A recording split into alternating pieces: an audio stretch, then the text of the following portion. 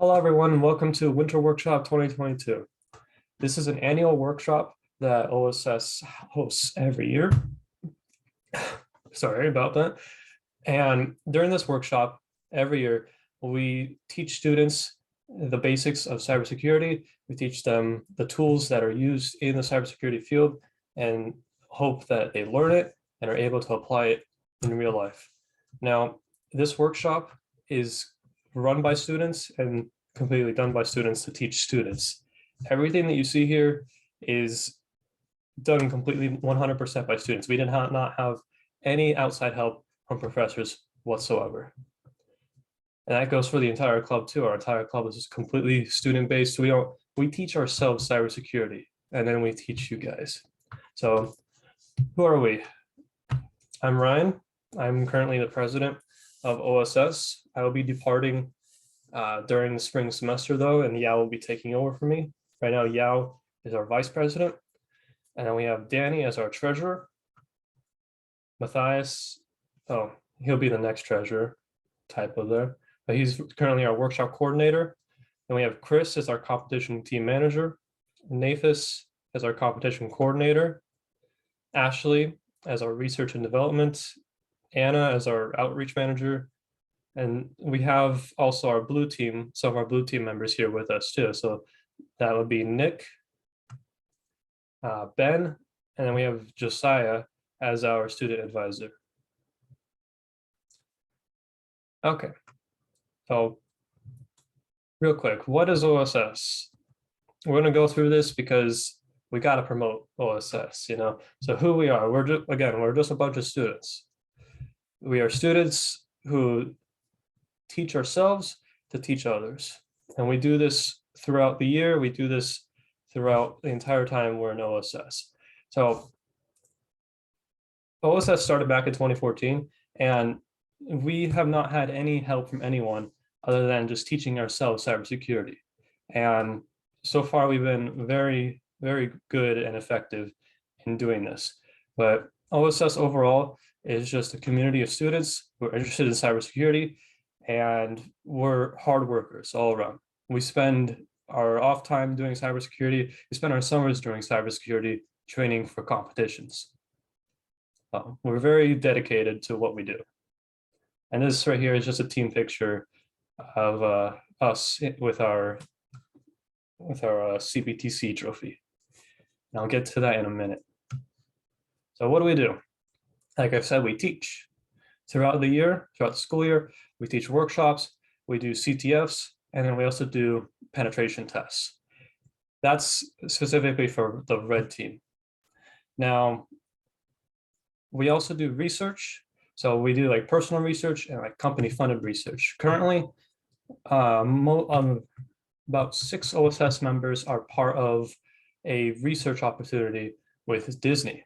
And this was presented to us, like given to us without ever actually going and pursuing it ourselves. But it's all cybersecurity based, and that's really cool. And this happens like every year or two where a company wants to come give a cybersecurity research opportunity to students. And then because OSS is the only cybersecurity club on campus at CSUF, we get it because we're the most qualified people. And one of the most important things we do is competitions. Competitions are probably the most pivotal point at OSS because it's how we prove ourselves. It's how we show what we know, and it shows the world, hey, this is what we know, this is what we do, this is how good we are. Now, some of the competitions we compete in are CPTC, CCDC, and ITC. Most important of these are CPTC and CCDC. As an example, CPTC, or the Collegiate Penetration Testing Competition, is the biggest pen testing competition there is out there. And we have been very successful in this competition over the past few years. In 2018, we made it into the finals and we took second place. And then following in 2020 and then 2021, we made it to finals again and have been fairly consistent in getting there. And getting the finals is a big deal because this competition is worldwide and only the top 15 schools get to go. So this is just showing you this is how good we are. And we're competing against top schools like Stanford or Cal Poly, Carnegie Mellon, these huge schools, and we're able to compete with them. So if that doesn't show you anything about our skills, then I don't know what will. Now, we've recently started participating in CCDC, which is the blue team or defensive version of CPTC. Now, this competition is bigger, and I would say it's also very difficult. It's probably more difficult than CPTC in its own ways. Our blue team recently formed, and we competed last year. We sadly did not make it past qualifiers, yet that's not stopping us. The blue team is working very hard to get back in the game and win the competition. And that's how it always begins. Like when we first competed at CPTC, we didn't win, but once we figure it out, we're consistent. So what can you get out of OSS and Winter Workshop? Very simply, you get an introduction to security, a community of friends, you get networking opportunities with our alumni who go on to work in cybersecurity firms. You also get to compete in competitions. But I think most importantly, anything you learn here is applicable to almost any sort of CS field or field out there. So that's, you can see my list here. We have government, charities, telecommunications, hospitals, home, appliances and computers, whatever. Everything you learn here is applicable everywhere because everything is computerized and you need security. Now, onto the actual Winter Workshop schedule.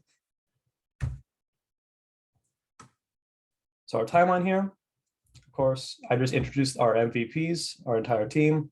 I beefed up OSS. And after I'm done here, Nick will take over and introduce you to careers and certifications. And that's where he will specify what red team and blue team are. Okay. After that, we'll take a lunch. It'll be about a 30-minute lunch. We'll gauge it based off of where we are at that time and then go into Nmap. And the same schedule will go throughout the workshop, the 2 weeks that we are here. So we'll have either 1 or 2 topics, lunch, and then another topic, and then practice afterwards. January 4th, we'll go over our pen testing methodology. We'll also go over OSINT and then touch up on Nmap again, just a brief review, and go into web vulnerabilities with Metasploit. January 5th, we'll go into fuzzing and then password cracking and brute forcing. January 6th, a quick career recap, system hardening and defense with the blue team, and then a practice session with that. January 10th, applying team knowledge, or applying red team knowledge in a blue team scenario, and system hardening, but this time for Linux. And then coming around on January 11th, we'll have exploiting insecure file permissions, and then as a foil to that, we'll have defending against insecure file permissions.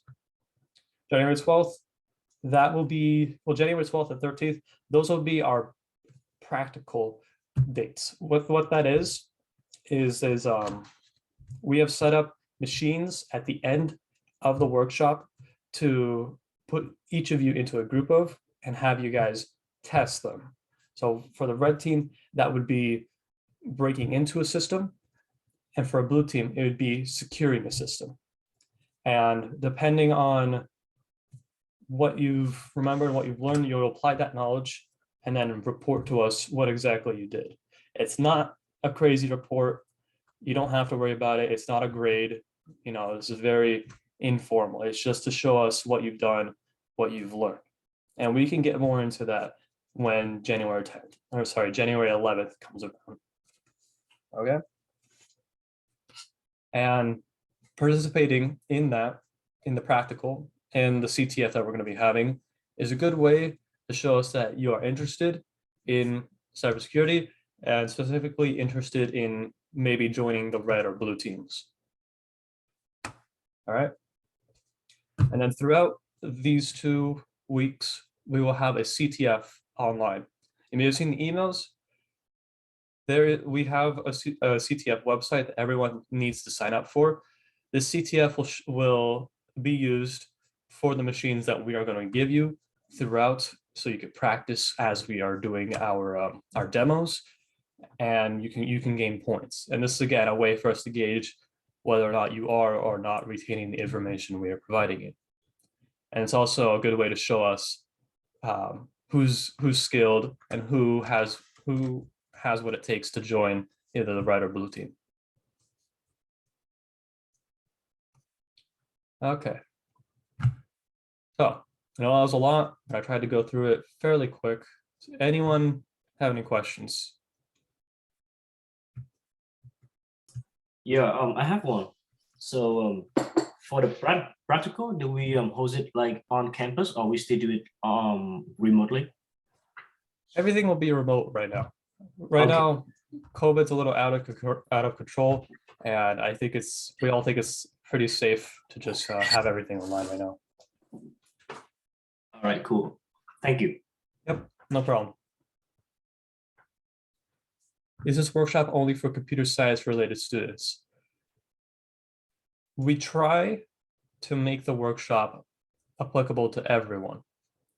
So what I mean is, cybersecurity goes beyond just technical skills. There's a whole range of cybersecurity compliances and stuff that are very important to law and companies out there. Like, for example, if you're a credit card company, if you're a company that has credit card information, you have to follow a compliance guideline called PCI DSS.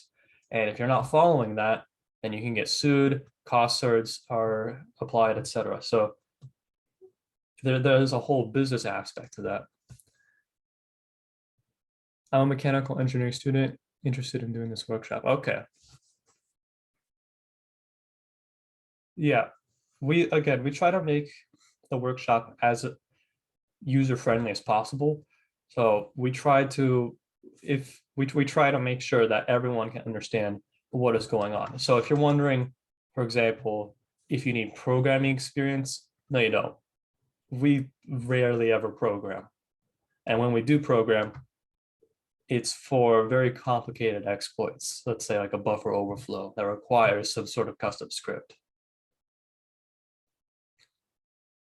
And again, if you're ever stuck, if you ever need help with anything, we're here to help you.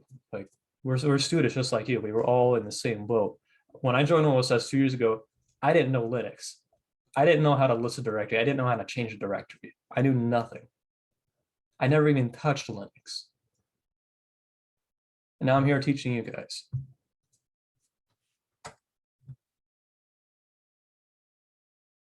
So everyone can get that skill. Everyone can understand what it is we are doing. What is Linux? It's a type of operating system. You know, Windows, Linux is another type of operating system, and it just launched it yesterday. What? Okay. Linux is another operating system. It's like the foil to Sorry, Windows. Ryan. That was my lame attempt at a joke. I know what Linux is. Okay, I was about to say, I hope so. Yeah.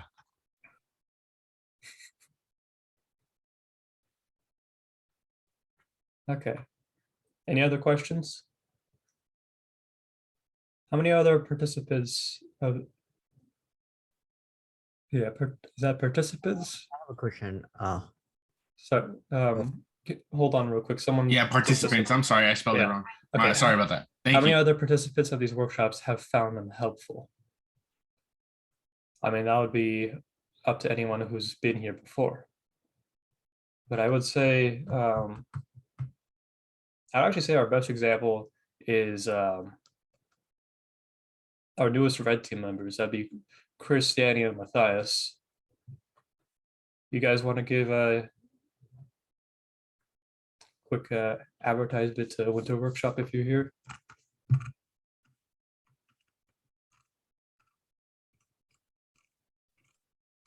Yeah, sure. I could speak on it. I found the winter workshops actually helpful because like I guess I learned the basics of like of just I guess of just of penetration testing.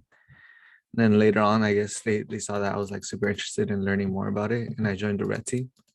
And I think you get the most out of it once you join, I guess, either a red or blue team because you find people who are like at the time when I joined it, I think it was Ryan, Josiah, and Yao, who were like the very best, like when it came to it. And I just always ask them questions. Like I'm always constantly learning from them. I don't know if Matthias or Chris have anything more to say. I had the same experience, just learn from them. Right. Definitely like similar experience. Like the amount we learned throughout the whole process was a lot, but it was really rewarding at the end, just knowing how we basically started from like nothing, and like we learned a lot of skills along the way that really helped us for competitions and just in general for the cybersecurity industry. Yeah, thank you guys. Really appreciate it. Okay. Someone was talking earlier. I'll take your question. It was me. I was just wondering, like, I have work at 1, so is there any way like you can record and then put it later? Yes, right now I'm currently recording the workshop and I'll be recording the entire session. Okay, thank you very much. Yes, and all videos will be posted on our YouTube channel as soon as we can get them up. Okay, but we're not going to edit them. It's just going to be a full hour-long session it is, so you don't have to skip ahead to wherever it is you need to be. All right, question from Long. If anyone interested in pen testing, you can sign up for Try Hack Me or Hack the Box. These are free and they're very helpful. Yes, they are. Those are the resources that we use all the time, especially Hack the Box. Hack the Box is the best. It's difficult and it's very difficult, especially if you don't know what you're doing. But hopefully this workshop will give an introduction to how to do those. You get your mind spinning on how to approach them. Try Hack Me is also good, especially for beginners. Hey Ryan, I'm just wondering, any of you are working in any like penetration testing job right now? Right now, that would be Josiah. Josiah is the only one working a pen testing job. But right now, other than that, we have Chris in general IT, like the school's IT, and I think he's going into a blue team job too, like a blue team internship over the summer. Nice. Because I'm currently trying to get my OSCP, and it is kind of seem pretty hard.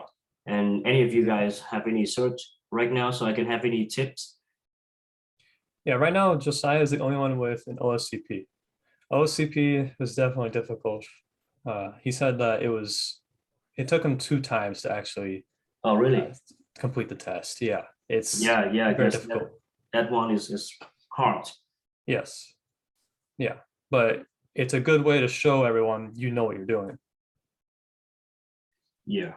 Anyway, just thank you and any guys of your team doing hard work and trying to help the community.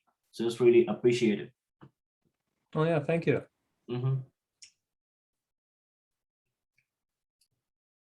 And Long, I will try to get Josiah back in here to talk to you about that if you want. Yeah, sure. Yeah, really nice to connect to people. Yeah, awesome. Okay, a question from Christopher. Does it also teach you the basics? Are you talking about Hack the Box and Try Hack Me? Okay, Hack the Box is more for advanced users. That's where you know pretty much what you're doing. But yeah, you pretty much know what you're doing and you learn stuff along the way. We can't teach everything to perfection because there's constantly vulnerabilities being discovered and there's constantly new technologies being made. Like for example, you've probably all heard about log4shell or the log4j exploit that just came out that was super huge. We can't teach you that before it's already come out. We can only teach you the general direction you need to take into finding these vulnerabilities or exploiting them. Most of the time, what we're doing is teaching ourselves through research. When I go onto a system and I see that it's running XYZ software of some version, I immediately have to go and look it up, especially if I have never seen it before. That's a lot of what we do is research, just researching into what this software does and are there any exploits for it and understanding how that exploit works. Otherwise, you're what's considered a script kiddie, which is just plugging in scripts and then not really understanding what's going on. But as for TryHackMe I'm is sorry. more You called it a script what? Say that again? script kiddie. Script kiddie, where you're just running scripts without knowing what they do, right? Yeah, pretty much. Okay, gotcha. Thank you. Sorry. Yes. TryHackMe, that is a more beginner-friendly platform. They have some free rooms that everyone can use. There's also a subscription-based format for that. Same thing with Hack the Box, but TryHackMe is more beginner-friendly. It takes you from the start all the way up until whatever the most difficult rooms there are. So you can definitely, I would recommend signing up for both of those. They are very, very useful. Okay. Sebastian asked OSCP. So OSCP is just a certification. It's a very good certification, especially to show that you know what you're doing in terms of red team material. Okay. Christopher, again, what do you recommend we try and work on every day after the workshop as a beginner? I recommend focusing on the CTF that we are giving to you guys. That is there to help you practice what we are teaching you. But outside of that, I would probably go ahead and start working on TryHackMe, finding some TryHackMe rooms if you can. And definitely signing up for Hack the Box. Hack the Box is, again, difficult, but if you have access to the retired boxes, like let's say if you're super pumped up about cybersecurity and you buy yourself a subscription to Hack the Box, you can do some of the retired boxes. And for that, there is YouTube videos online. The best ones are from this guy called IPSec. He's the top dog, I would say, in Hack the Box. He teaches you everything. He will go off on a tangent for an hour explaining how something works. Yeah. A lot of these questions are covered in the next presentation. Oops. Well, I guess I'll just go back over them. It's fine.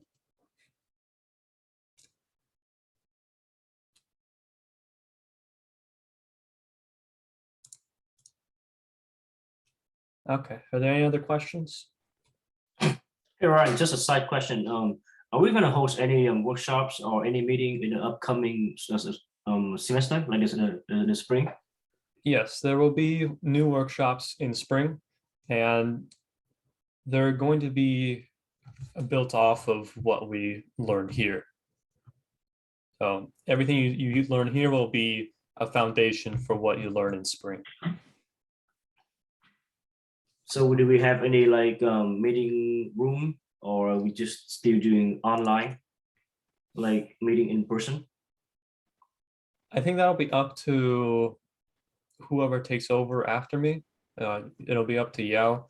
I think depending again how COVID goes right now, because again, it's way out of control. Like right now I have COVID and I'm talking to you guys. So there's no way I could be in person right now if that was the case. But to be safe right now, I think it'll be online. But again, depending on how it goes in spring, we may start having a hybrid situation going on where we'll record ourselves in person for others to see. Okay, cool. Get well soon, man. Thank you. Okay, last minute calls for questions.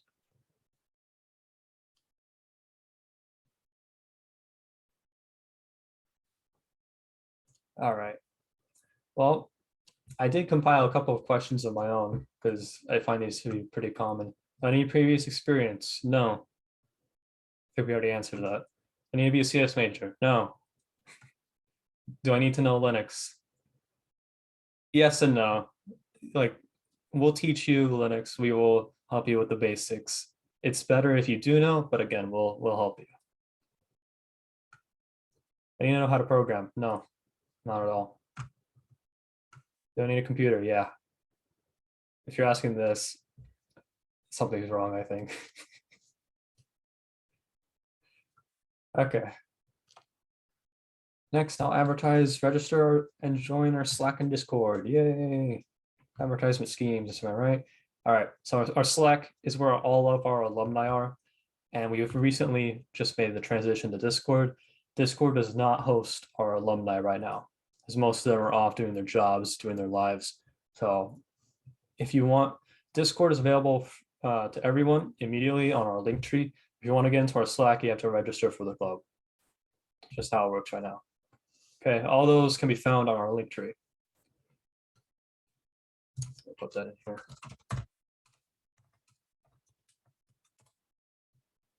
If anyone has any trouble finding those, just let me know. Okay, next up, we got Nick. Nick, take it away. Hello.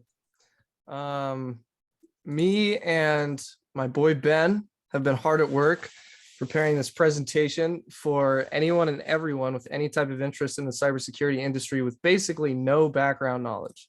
So I'd like to think I'm a professional on the matter, given that I hard switched from aiming for a career in software development to aiming for a career in cybersecurity just this last summer.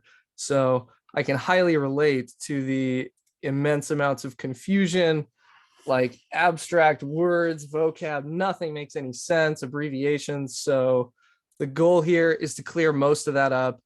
And yeah, here we go. Okay, I have to figure out how to stream.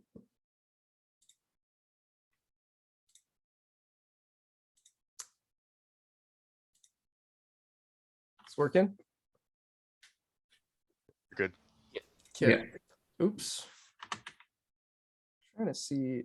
I can't see chat at the same time. Is that possible? Yeah, go to the top right, click on the three dots, you'll see chat. Okay.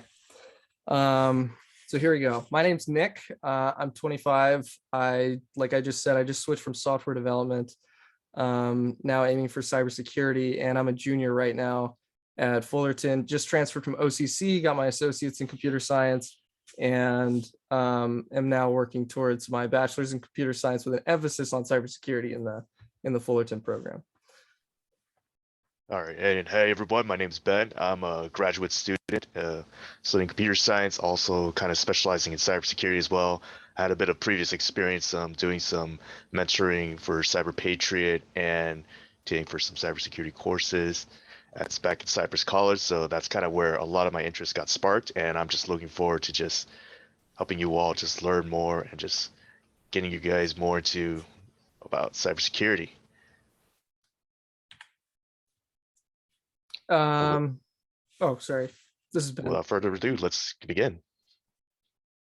Today's agenda, we're going to be first talking about cybersecurity industry as a whole. The key here is giving you guys like a really good foundational understanding, because this isn't really unique to cybersecurity, but it's especially emphasized. You have to kind of know what you're going for in order to have a chance of achieving that thing. So if you don't know the big picture and kind of where your path is lining up and where your interests line up ahead of time, you're really damaging yourself by not like specializing in a category, because everything is really specialized in this industry. So we're going to clarify what's going on there, what the industry is, red team versus blue team, those jobs, necessary certificates, and also great resources to get started if you want to just dip your toes in, or if you actually are looking to get serious with a career. So this is just a kind of a basic overview. The cybersecurity industry is literally what the first line says. It's a subdivision of the information technology industry, and you are competing with, as a student graduating with a bachelor's degree in computer science, you are competing with IT workers, most of which don't have degrees, most of which will come from certificates or online courses. So you have to know your angle, what you're bringing to the table, opposed to these kind of intense workers that'll have a lot more technical hands-on experience than you. So we really emphasize in OSS how important it is to actually get hands-on experience, do the practice, and have those types of things on your resume, or you'll have absolutely no chance in getting a job if they see, oh, you know, he's just a graduate with an interest in cybersecurity, he has no idea what's actually going on, or he or she.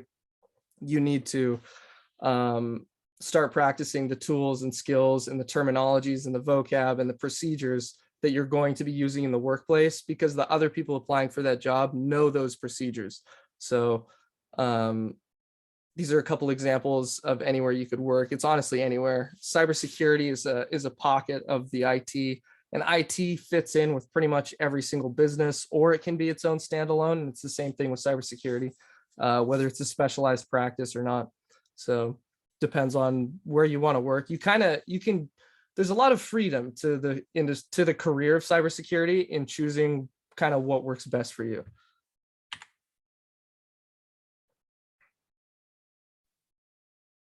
As you can see right here, you can see that if you've noticed that cybersecurity, it's only going to keep growing, honestly. Like if you notice since 2016, and if you go all the way to 2027, there's going to be a huge need in cybersecurity. You'll notice that especially the government is a big player when it comes to really increasing that cybersecurity market. As you can see right here, IT and telecom is going to be increased by around 2 times. Government spending as well as bank spending. The point is that a lot of like cybersecurity is just going to keep growing, because if you've noticed already, a lot of what we do is going to be internet over things. Like everything's going to be online, or most of the things that are easily accessible over the web. And you know what that means? More attack vectors, more ways and opportunities for the bad guys to just really get in and just try to like steal information from you. And as a result, there's a need for a lot of cybersecurity professionals. And where do you get those cybersecurity professionals? With training and all that stuff, it's by spending. And this is to show that, you know, you're fortunate enough to be learning about an industry where it's only going to continue to grow, because this is the future. All right, so we're going to go over a little bit of like what red team and blue team's all about. So we kind of touched about it briefly, but essentially to sum it up in a nutshell, think of red team as more of a offensive side of cybersecurity, whereas blue team is more of the defensive side of cybersecurity. So what do I mean? It basically means that red team's doing more of the, you may associate like red team as more of the ethical hackers, the people who do legal hacking, right? And you'll see that some of the skills that they do are penetration testing. So that's like legal hacking, as we mentioned. Social engineering. No, that does not mean you engineer someone. That just means you manipulate someone socially to try to get them to give up information that they don't give up. And man in the middle of tactics, basically you're just listening in to like two computers or users just sending and receiving information from each other. Now, as for the blue team, they're more on the defensive side of cybersecurity, right? So they could be hard identifying risks and threats. So like identifying some sort of malware or like some sort of like loophole or vulnerability that's in their computer system. So they could be hardening systems as well. So what do we mean when we say hardening? So we'll eventually go over that in eventual blue team workshops, but that is to secure any flaws such as bad password rules or bad users, or employing, and that kind of goes in with employing some sort of least privileged access, only giving, in other words, only giving users what they're supposed to be accessing and nothing more. All right, so as you can see right here, the first thing we'll be going over are the red team careers, right? So when we talk about some of these, not included, but not limited to penetration testers, who are also called the red teamers, the pen testers, and vulnerability assessors. So if we could go and see what the penetration tester is all about. Yep. And we're seeing some questions in the slide and in the chat right here. So is password a bad password? I wonder. Definitely not something that you would use on an everyday basis. Password 123. Yeah, I would say it is safer, but maybe you could throw in like password 123 exclamation mark, or, ooh, I may have given away some passwords. I'm just kidding. But in all honesty though, like, just to let it in, but definitely a good password allows you to use is a combination of very complex characters, like upper lowercase characters, a decently length one, and exclamation marks, right? So, and as you can see right there, that is an example of probably a good password, assuming that nobody's used that password yet. Don't tell me if you use that password though. Anyways, back to the point. Penetration testers are also known as ethical hackers, right? They're white hat hackers. So it's important to distinguish the differences between a white hat hacker and a black hat hacker. And there's also a middle ground, that's gray hat hackers, right? So white hat hackers are legal hackers that get paid by a company to, or hired by a company to hack their system, or just to simulate like a hack, just so that they can, test security for companies, and then write a report just telling them like, what did we find and what are the flaws, so that they can form the solutions to security weaknesses. Whereas black hackers, they don't really care. They don't follow a code of ethics that white hat hackers follow, or any rules that are established. They just do whatever. And as you can see right here, the average starting salary is about 70,000 right here. And as you get more into the industry, it's 103,590. And you definitely have more of an opportunity to just have more in senior positions, really. So as you can see right here, this is one of those jobs that really demands a lot of experience. Not one, I wouldn't say a lot of experience, but is one of those in demand, because it's all about just making sure that your infrastructure is safe. And we have a question right here that says, do people who have bug bounties fall within the cybersecurity realm or something else? I believe that is something that Nick could probably answer for you. I would say that's definitely the cybersecurity realm. If your career is doing bug bounties, then it means you're so ridiculously good at doing these bug bounties that you're like, you're competing with a gazillion other people searching for the same bugs and submitting the same thing. So it's more, we were talking about this actually yesterday, me and Ben, we called it like the Uber of the cybersecurity world. It's more of a supplemental job. You can do it full time, but I would say it's best if it's doing something in addition to what you're already doing, because it does fall into the same realm. It's the same skill sets. It lines up with penetration tester, because it's going to be really good at applying those scripts and even making them yourself and those types of things. But penetration tester in general is worth noting. It's a very broad role. You could also be like a penetration tester within an IT team, where you have all these things that you have to worry about, in addition to penetration testing your own network and being that specialist for the IT team, So it's all flexible. It could be a management penetration tester where you're managing a team of people. It could be that side of things. So, yeah. If I may add on to that about bug bounty, we did have someone, the president a couple years ago, his name was Rojan.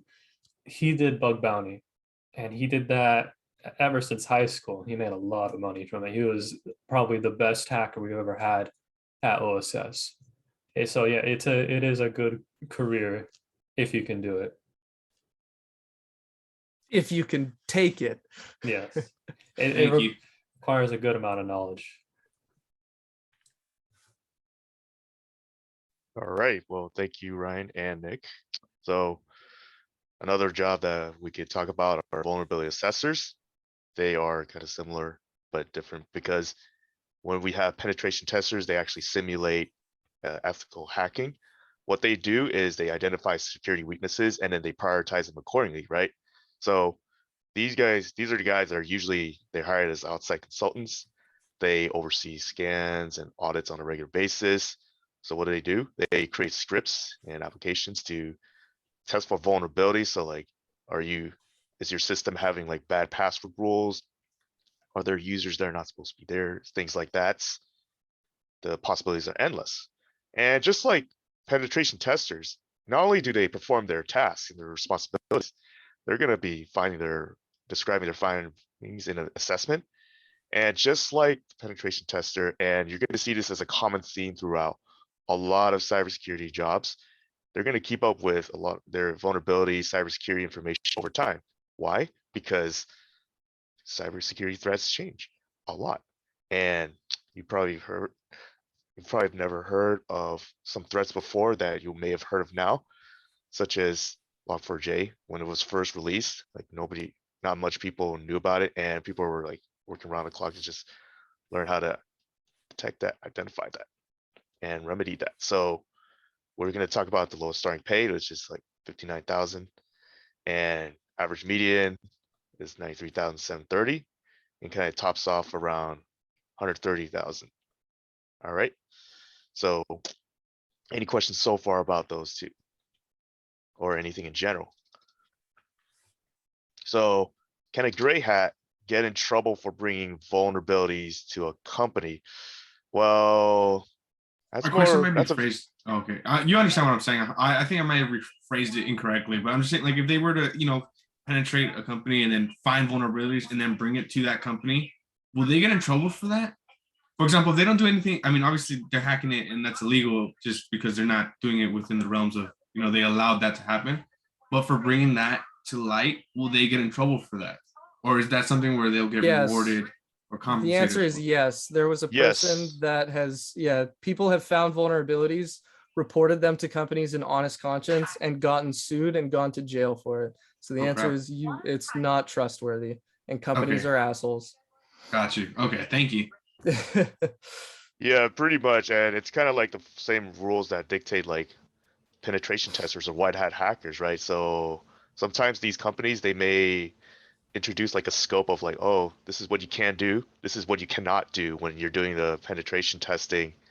So in the same way, in somewhat of a same way, they kind of expect like gray hat who are really penetration testers. They're probably like regular people like you and I to follow those same procedures when it comes to companies. So it's all about just following the rules. Black hat hackers, they don't even care about those rules. They'll just do whatever. Yeah. Okay, got you. Thank you guys. I appreciate that. Yeah, no problem. I also have a question. All right, sure. Places like Google, if you are a gray hat hacker, that they'll compensate you anyway. So is that true or is that false? I missed the first part. I think you're. Can you hear me now? Yeah. So I remember watching a lot of YouTube videos, and apparently for gray hat hackers, places like Google, they say if you hack them and you can find vulnerability, they'll pay you anyway. Is that true? That's a bug bounty, and those are usually publicly asserted ahead of time by the company. So if the company has like available boards and stuff, like even Riot Games does this with their cheat detection software, if the companies will make it clear, like, we're okay with it if you do this. If the company does not make it abundantly clear, then you should not trust them to allow you to do illegal things, which is accessing privately owned networks and that type of stuff. Thank you. So yeah, that includes like programs as well. Like technically popping open some programs is intellectual property, and but a lot of these laws, it's like the Wild West at the moment. So a lot of these laws are being written as we speak. So like how the government reacts to ransomware, all this stuff is developing. So it's kind of a cool time. So anyways, now going into red team certificates, which is what you would want to supplement your resume and experience, passing it over to Ben. All right, awesome. Thank you, Nick. And so we kind of touched about this earlier, but there are some red team certificates that are out there. OSCP, which is Office of Security Certified Professional, that was one of them. And there's also the CompTIA PenTest Plus as well. And there is the Certified Ethical Hacker certification. So we'll go over those.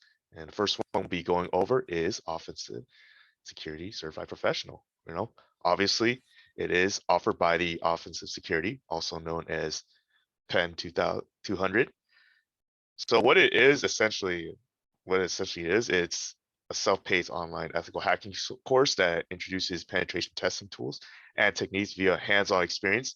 So what it is it's a course and an exam that you kind of pay for, and basically it's not as easy. And as you probably heard, Josiah did take a couple tries to try to pass this certification, but once you pass it, it really definitely shows that you have you're adequate enough, you're good enough for this type of, in terms of offensive security experience, right? So the next one, I'm sorry. yes. You said a gentleman, Josiah, has this. For each time that you have to retake this exam or test, do they charge you that same amount right there, or is that just for the labs that one time, and then obviously you just review any material you need to review that you may have, not felt so strong on, and then you can go take the exam, or they charge you every time for that exam a certain price? If anything, I can answer this if you want. Yeah, take it. I'm not sure. OSCP, the way it works, you pay the $1,150, and that gets you the labs, I believe, for 30 days. And there's either a 30-day, 60-day, or 90-day, and that gets you one test. If you fail that first test, you have to pay again, but it's not that amount that you see right there. You're only paying for the test. So it's a lesser amount. I think it's like $500, something like that. It's still a very large amount, but you get to retake the test. The point is, OSCP wants you to take their labs, go through their labs first before you even take the exam. Attempt it. Got you. Okay, thank you, gentlemen. They build these tests. I don't know if it's like per each person or like for each day or week or so, but they're constantly building new ones. So it's never the same test. And it's like an active practice where you're like hack the box trying to get root and stuff. So yep. Awesome. Thank you, gentlemen. So another one of these red team certificates that we have here is the PenTest Plus. So it is offered by CompTIA. It's a 165-minute multiple choice, and it's a multiple choice and performance-based exam, meaning that you may have some simulated questions where you have an environment and you have to work around the environment and to answer some questions, up to 85 questions. What that means is that it's very adaptive to how many questions you get correct and incorrectly. That tests the candidate in penetration testing, engagement, such as vulnerability scanning, legal compliance requirements, analyzing results, and producing a written report with remediation techniques, right? So essentially a lot of the foundational skills that go into pen testing. So, and it costs $381 for the exam. And the final one that we're going to be talking about is the Certified Ethical Hacker certificate. So this is one of those big offensive security certificates out there that's offered by the EC Council. And it's a 125 question, 4-hour multiple choice exam that's provided in 2 platforms. What it does, and it tests you in information security threats, attack vectors, attack detection, attack prevention, procedures, methods, and so forth, right? And as you can notice right here, this exam is not cheap, but essentially it is one of those well-respected certificates out there. And to answer your question, Matthias, I am currently holding a Security Plus right now, and I'm planning to work towards a CYSA Plus. And just as we continue, just letting you all know that these are not the only red team certificates out there, that we're just highlighting some of the more common ones out there. And this one's also good for blue team. Yeah. So of these 3, because blue team, okay, we'll get into it. Yep. Ready? And that's what we shall do. So the goal, if you guys haven't noticed, hopefully you can like see a role. So we've now gone through the two main red team roles and their descriptions, and we're going to go through the three main entry level blue team roles and their descriptions. So it's ideal to kind of have one of these in mind as you're watching. So if one of these pops out to you, or you go, oh, that's something that like actually kind of lines up with what I'm going to do, because it's, you know, they're all just a little bit different.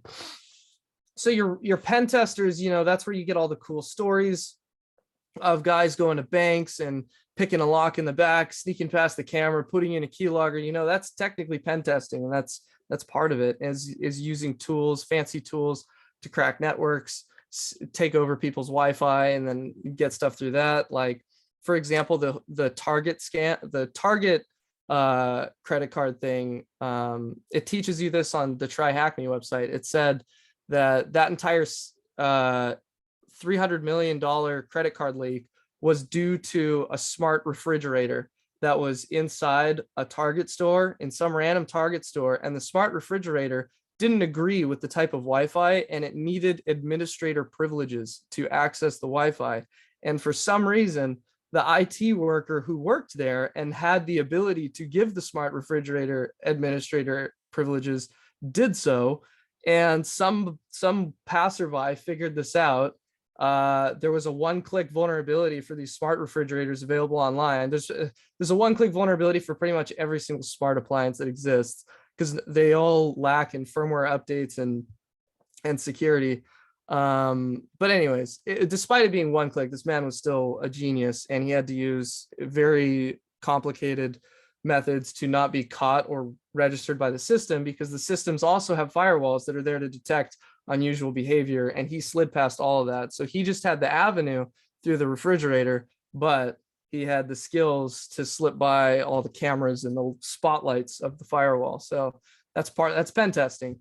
That's a black hat though, but it's pen testing. So now going into blue team, if any of these stand out to you, blue team's, like we said before, it's more the defensive side of things. So we're going to talk about some entry level positions, the various domains and like areas that you can work in within those, because these job titles, almost every job title is vague and doesn't give you the whole picture. You have to know what the actual job is that you're applying for. That's like the only way you'll fully get the context, because there's no like, oh, cybersecurity analyst is always this. No, every company calls their IT workers and their own security workers something different. So these are what a lot of these certificate companies are trying to normalize as the job titles, and most of the big companies follow suit too, but it's not 100%, it's like 80 to 90% accurate. So the first job we'll talk about is a security analyst, which is kind of your most typical blue team worker. And a cybersecurity analyst is usually going to be working in what's called a security operations center. For if you're in a fancy company, there's so many different ways and areas that you could end up working, but the stereotypical job is being in those centers surrounded by computers, like pretty much in these pictures. This is what a security operations center could look like. But your job is going to consist of looking at a lot of dashboards, a lot of data, a lot of tasks being thrown at you, and also being aware enough and to recognize things that could be changed or better, and up to date with current threats and flaws, depending on who's in your team and who else should be doing that. Maybe it's you, and making sure that you're managing all that. It's a very broad blue team job. So does anybody have any questions on that? I know that in and of itself can be kind of confusing, but these are the pays for it: 59,000, 70,000, 109,000 average, which is probably after 2 to 4 years of working as an analyst, and tops out around 130,000. So all these certificates are going to help. We'll talk about what CISA and Security Plus is at the end of the blue team section.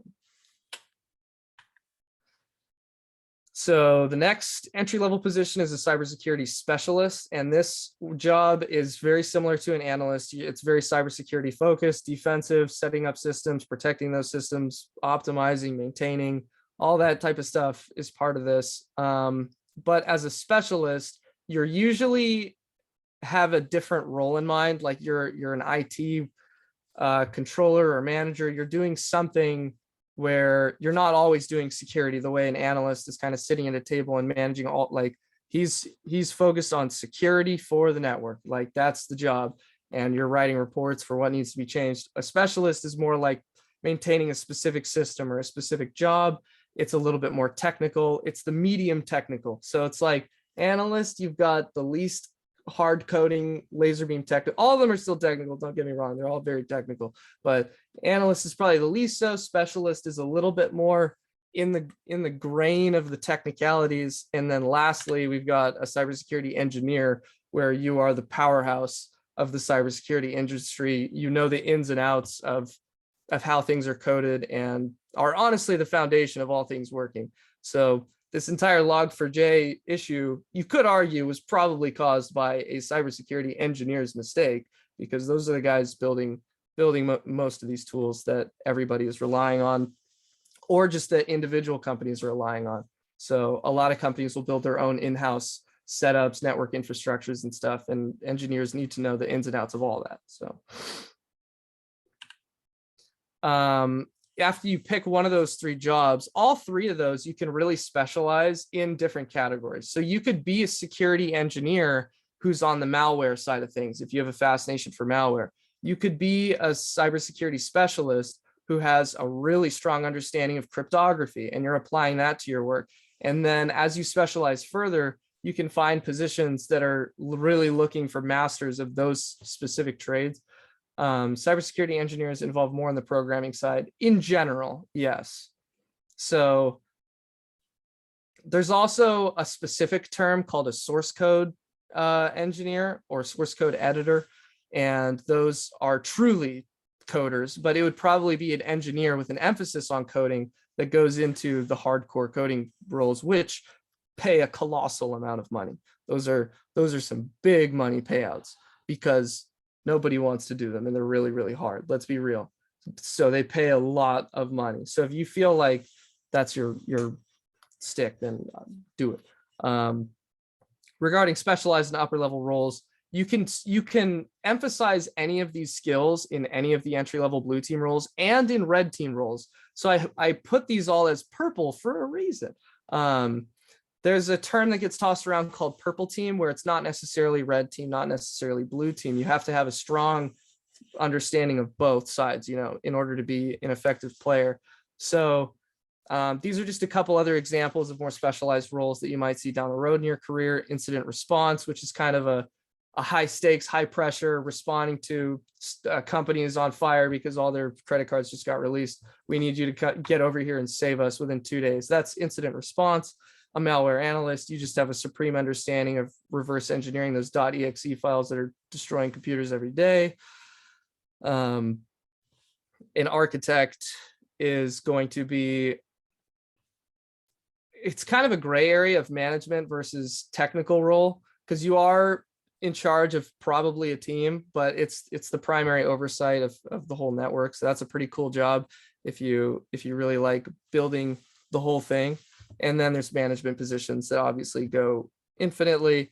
And then we threw out as an extra auditing, cryptography, forensics. There's more things. There's infinite amounts of jobs. You could probably just look up. There's got to be a category you're interested in, but this is pretty much all of them are in this. But whatever your interests are can probably fit into one of these. That's looking at a bunch of defensive security positions. Each opening really depends on what the company is looking for the position. That is an absolute key point. Like, that is so important for everyone to know. You cannot just be, a cybersecurity specialist. It doesn't make sense. You have to find a cybersecurity specialist role that lines up with your experiences, your interests, and your skill sets, and then apply for that. So that's what we want to emphasize. So then going over the actual blue team certificates that are very good to have for any of these roles and required for applying for most of them, I'll pass it over to Ben. All right, sounds good. Thank you so much, Nick, for the overviews on the blue team careers. So back to where we were talking about. So we talked about red team certificates earlier, and now we are here at Blue Team certificates. So a lot of these are including, but not limited to, they are Security Plus. They're the CISA or CISA Plus, however you pronounce it.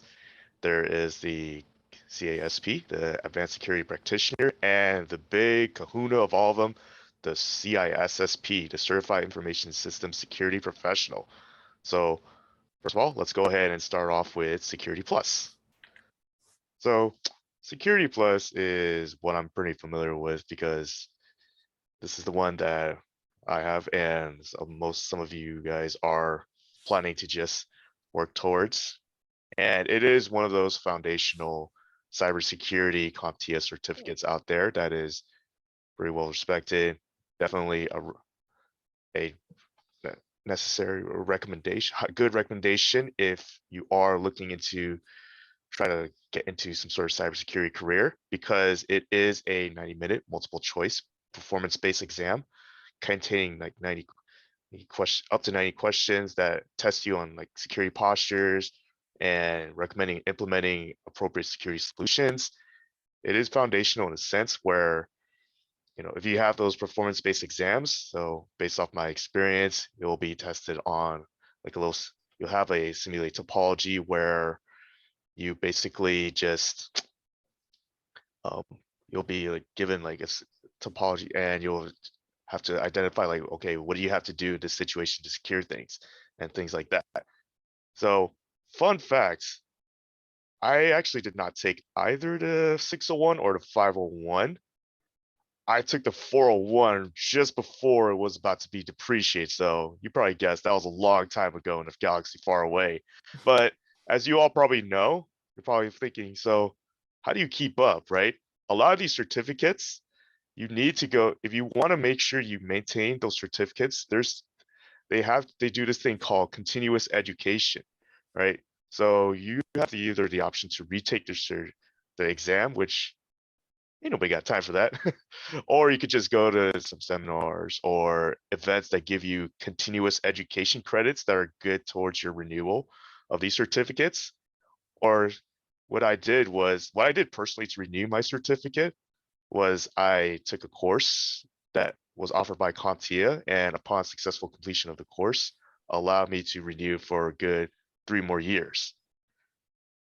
So that's my whole spiel about Security Plus and a lot of these exams. So definitely when you're looking into these exams, just look into how long they're good for and what steps you can take to renew them. All right. So the next one we're going to be talking about is the cybersecurity and analyst one, right? So the current version is the CS00002, right? Again, it's a bit of a step up compared to Security Plus. And yes, Matthias, it does cost like some money to take the class, to renew. Yes, it is. Yep, that's the unfortunate truth about it. But you know, sometimes you just gotta do what you gotta do to make sure that you stay and remain certified. But again, definitely look into each certificate to see like what steps you can take to make sure that they're renewed. So this one is a 165-minute multiple choice performance-based exam containing up to 85 questions. Again, using the same adaptive CompTIA method for most of their exams. And it tests intelligence and threat detection techniques, analyze, interpret data, and identifying and addressing vulnerabilities. So it's kind of a bit of a step up, whereas like Security Plus is very foundational. It's just, okay, what is malware? What's cryptography? What are different types of cryptography? This is more so like you're actually trying to apply a lot of these things in a real life scenario, right? So let's go to the next one. So this is the CASP, which is the Advanced Security Practitioner exam.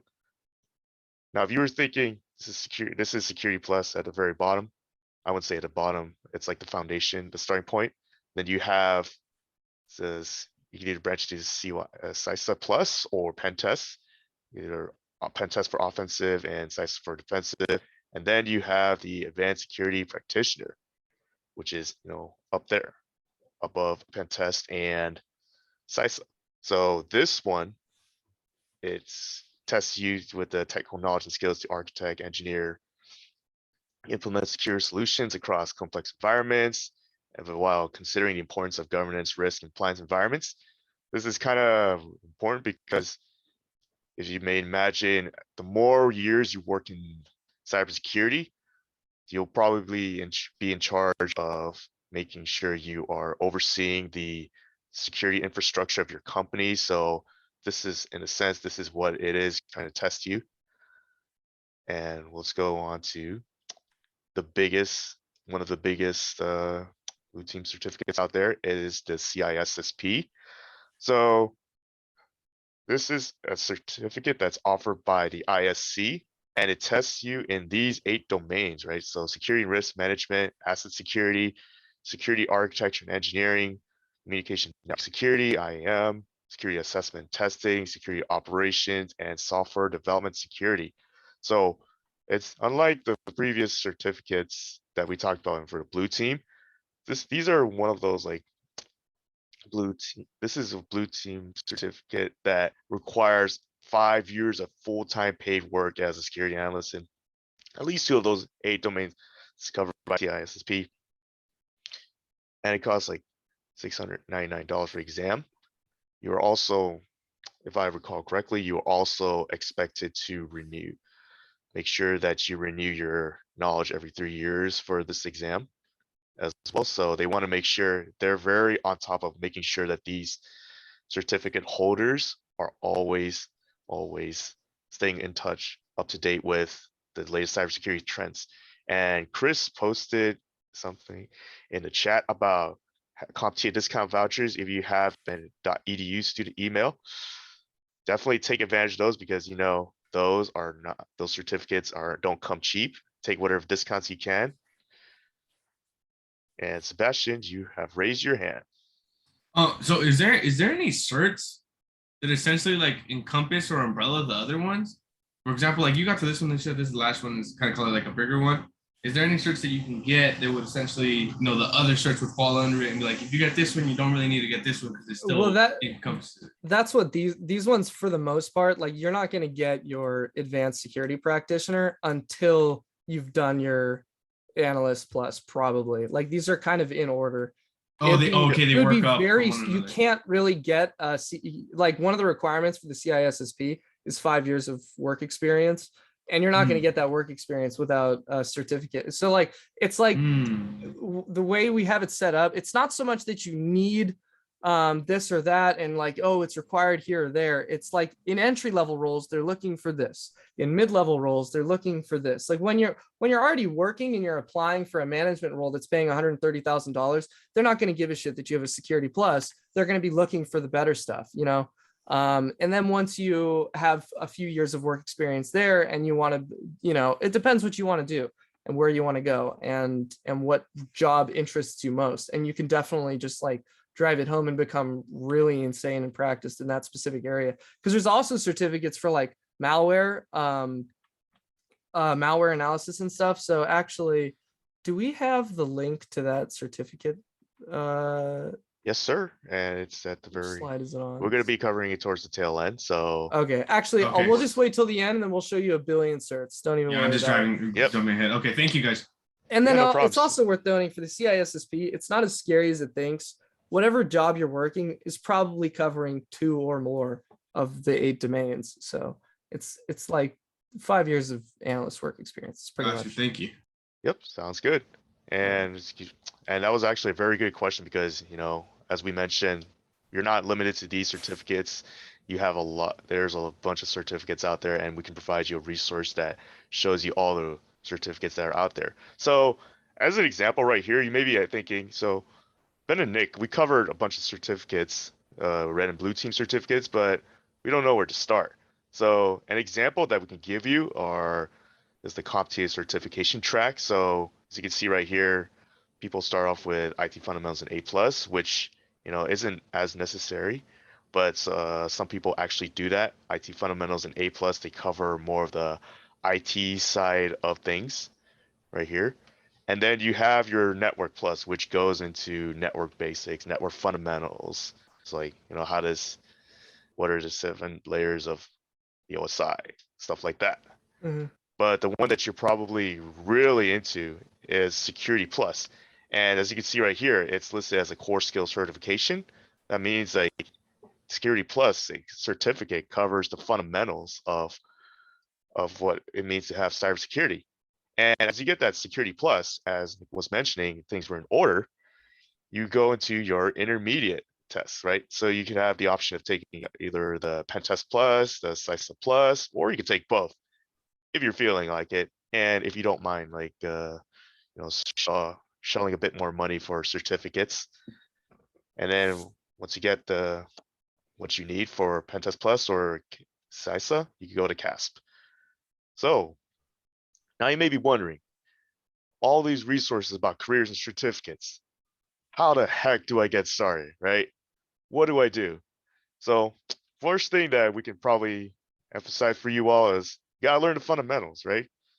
There's resources out there that some of you may know already. There's Try Hack Me, there's Hack the Box, a lot of YouTube, like Reddit, certificate prep courses, and of course, OSS, right?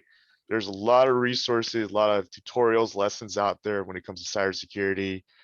Definitely just, do your due diligence research and just try to learn, see what resources fit for you. So, and Elizabeth has a question. Do you need to get all the core certs individually, or you can get Security Plus? You can just get Security Plus. So, because honestly, I only have the Security Plus as of now, and I don't have the Network Plus or the A Plus. So it's not really necessary to take the IT fundamentals, A Plus or Network Plus, in order to get the Security Plus. So that's just a suggested route that people take, because like when you start with A Plus, like it's assuming that you're working, like as we mentioned, 2 or 4 years or so in help desk, IT help desk, and then moving to network and stuff like that. Yeah. You just want to get hands-on experience, because you have to always be keeping in the back of your mind that when you're applying for jobs for cybersecurity, this is an IT job that's for specialized people down the road. The normal workflow is to go into IT, then specialize in networks, network building, then specialize in network security, and now you're finding these in your roles. So when you're going to Cal State Fullerton, you're aiming for a cybersecurity role by the time you graduate. If you don't want to have to do that 1 or 2 years of IT, it's like absolutely crucially important to be doing Hack the Box, to have your ranking or what on your resume. People will know that and will acknowledge that, how much work you've put into Hack the Box. All these other competitions, they're totally reputable. Joining or trying to join OSS Red Team or Blue Team is going to be incredible, because we work as a team. You're getting hands-on experience. Like, what looks better than that on a resume, and yeah, I know the club definitely wants to get as many people motivated and interested in applying for these teams. And I think no matter how many people we get, we could probably make like extra teams just so everybody can get as much experience as they want to get, because that's what you need. So yeah. Yep, right on. And also think about it this way, like just when it comes to working IT, that's technically hands-on experience as well. But most important part, whether you're going to IT or just being a Cal State Fullerton student right now and learning all these courses and going through Hack the Box, it's all about getting those hands-on experience, right? In fact, what Nick's showing you right now, that we're going to be posting in the chat right here, is a great list, exhaustive list of all these certificates out there, right? So as you can see right here, you have these certificates that are separated by categories, right? So you have communication network security, IAM, things like that. So the way that you kind of read it is you could start from the very bottom, right? So these are kind of more of your entry level foundational exams. So if you go to where it says security architecture and engineering, you'll notice that there's the A plus at the very bottom, right there, bottom left-ish, right? Bottom left. Oh, yeah, right there. Can you see my and mouse? Then, yeah, and Okay. we can see your mouse. So as you can move up right here, You can click on them, pull it yeah, up. so you could click here, you'll see that it'll take you to a page that shows you information about the A+, for example. Mhm. And then as you can notice right here, Yeah, you can just see how much it costs, check it Yeah. out, overview, exam details, blah, blah, blah, blah, blah. So yeah, it'll just show you everything you need. You know, you don't need all these certificates.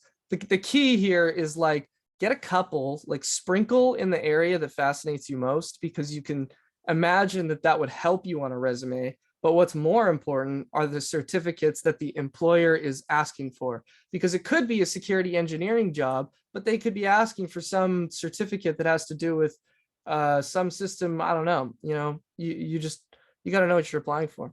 Everything's different. So the ones that are just like foundational, though, is, you know, the Security Plus, you cannot go wrong getting that. Security practitioner, you can't really go wrong. It'll only make you more desirable as an applicant. That's what you're going for, you know. The industry is growing and the demand is extremely high for cybersecurity, but don't be mistaken. It's extremely high for experienced cybersecurity individuals, not for out of college, have no idea what they're doing individuals. So don't fall into that trap. I believe in you all. and that's well said. Yes, definitely.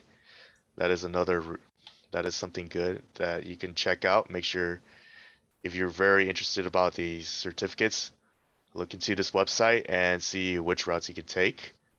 Definitely take into consideration like which foundational ones you're going to go for first. So as we want to continue, there is another website that you can check out. So there's that CyberSeek website that you can check out as well. Right. So it's pretty much what CyberSeek is. It's like an interactive website right there that you can use to see. It just shows you like a map that and like all these security jobs that you can look at and see like what they branch into, what openings are there, what skills are desired, or what skills they require, what certificates they require as well. All right. Yeah, we could probably make it available. Yeah, we could do that. And let me go ahead and post this in the chat as well for you guys right here. So this is CyberSeek right here. Yeah, we can post these links actually. And then, yep.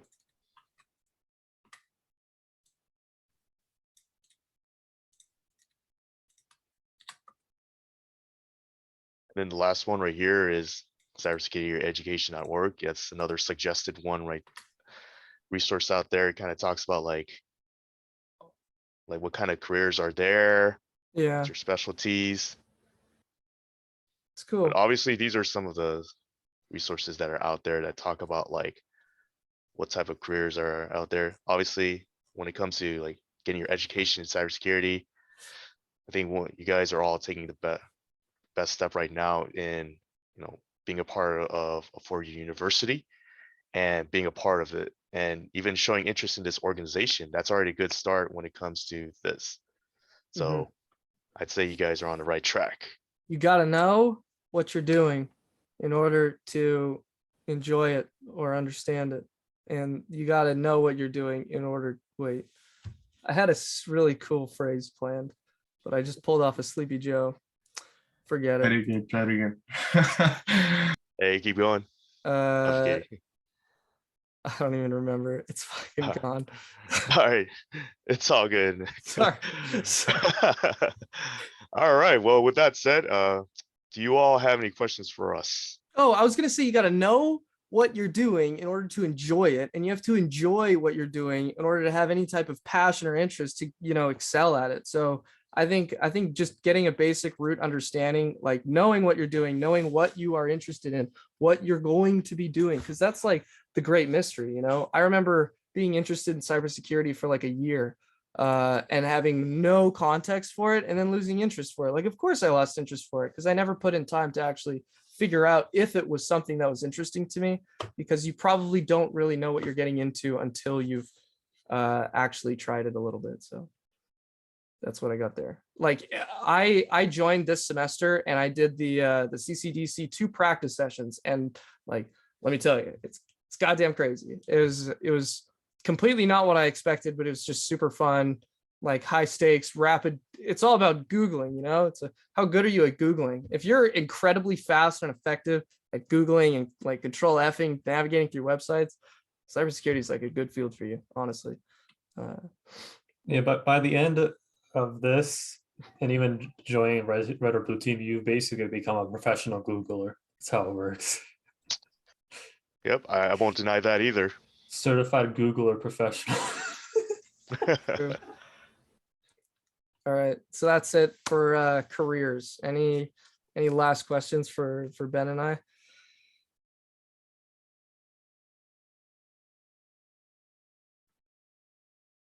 He does. I He's got you, that fam. radio voice. Noted. All right, so we'll pass it off. Thanks, Ryan. Yep, thank you. Any research and development jobs in cybersecurity? For sure. That would just fall, it would be research and development under one of those categories.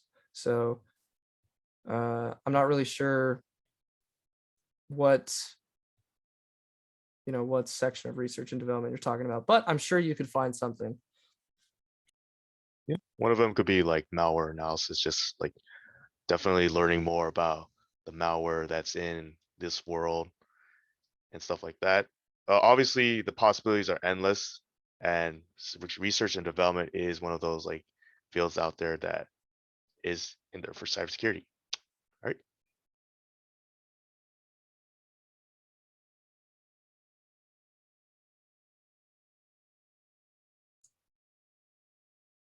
Are there any last minute questions? I do have one. So I know we don't need to know how to code, but would it help if we did know how to read code? Yes, it would help in the long run because there's a lot of what we do in terms of coding is scripting. So if you know a scripting language, you're set. I mostly still know just C and C++. I'm trying to learn Python, and Python is probably the best scripting language you can learn, but really any other scripting language is good. Just promise me not to use JavaScript. Don't use JavaScript. Don't do that. Okay. What language is preferred? If we're referring to like companies, it depends. A lot of the times I see Python. Python is probably the best that you could go for. And also Bash or Bash is another sort of scripting language that you can learn. That's part of Linux. And then there's PowerShell, which is Windows. What about assembly? Assembly is not a scripting language whatsoever. That is, if you are into assembly like I am, you are primarily looking into probably something like malware analysis. Malware analysis is all about assembly.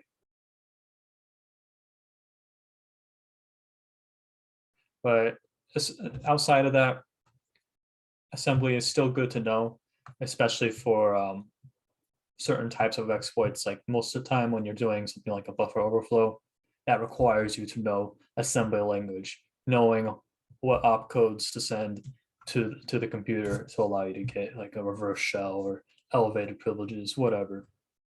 So you have to know a little bit of everything. But for now, what we're going to be teaching in this workshop through these next 2 weeks, it does not require any sort of programming. We try to make it as user-friendly as possible. But later on down the line, if you are going to stick with security, you definitely need to know a language or two.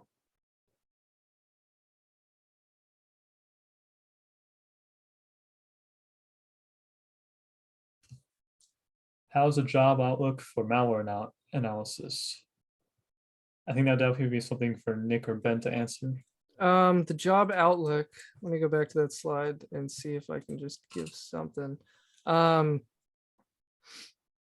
It pays a lot if you're incredibly good, but it's one of those industries where it's like you're either getting paid a lot by Google or Amazon because you're an incredibly talented malware analyst, or you're struggling to find a company that is offering malware analyst positions because it's such a specialized role. So I would say it's more for people with 5+ years of experience, because that's how you can consistently get the jobs. Out of college, it's not really an option. But if you wanted to be in cybersecurity and emphasize your understanding on malware analysis and always keep up with that, and do certificates and blah, blah, blah, you could definitely follow that road and end up with that job. And it pays a lot. It's very, because it's one of those things like security engineering where there's it's a limited crowd of people with enough understanding to be those effective change makers, All right, that's all I got. Yeah, thank you, Nick. Is any math needed down the line in the cybersecurity field? No, the only math you really need is if you are going into cryptography. Cryptography is huge on math. If you are super interested in cryptography, how it works, and making new cryptographic methods, math is like the only thing you will ever do. There's some crazy cryptographic things that you can do. Like, I'm not even gonna list them because there's just too many and they're so difficult to explain. Yep, you're welcome. If you are interested in cryptography, then there is a site called CryptoHack. So just look that up on Google and you can find it. It goes into everything cryptography.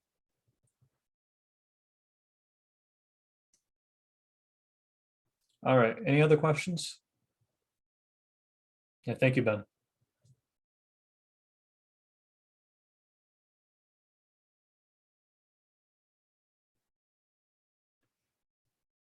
All right, well, if there's no more questions, let's see, it's 11:30. Let's do a little poll. We can either go into Nmap, start Nmap, and then take lunch after, or we can take lunch right now and then go into Nmap and practice afterwards. What would you guys prefer?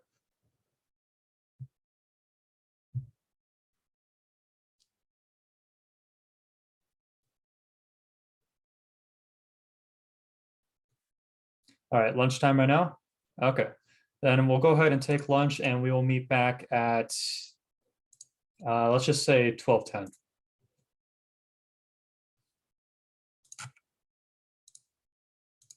Okay, all right, thank you, everyone. Again, meet back at 12:10. I'll put that right here. At that point, we will go over installing Kali Linux just really quick. Everyone should have Kali Linux installed, but we will just go over that briefly.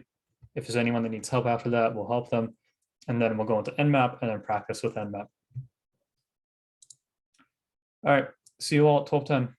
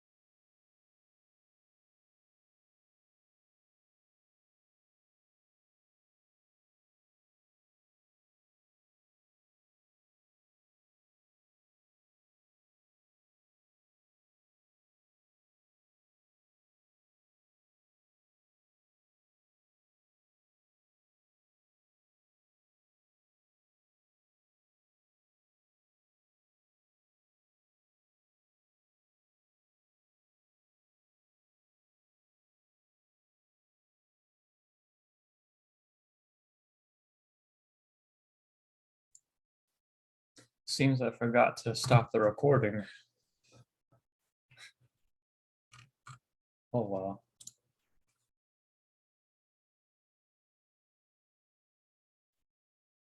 Is everyone back? I am. Wait, couple more. Okay, cool. Yeah, just wait until, let's just call it 12:12 for everyone to get back. Okay, cool. Seems we lost a few people.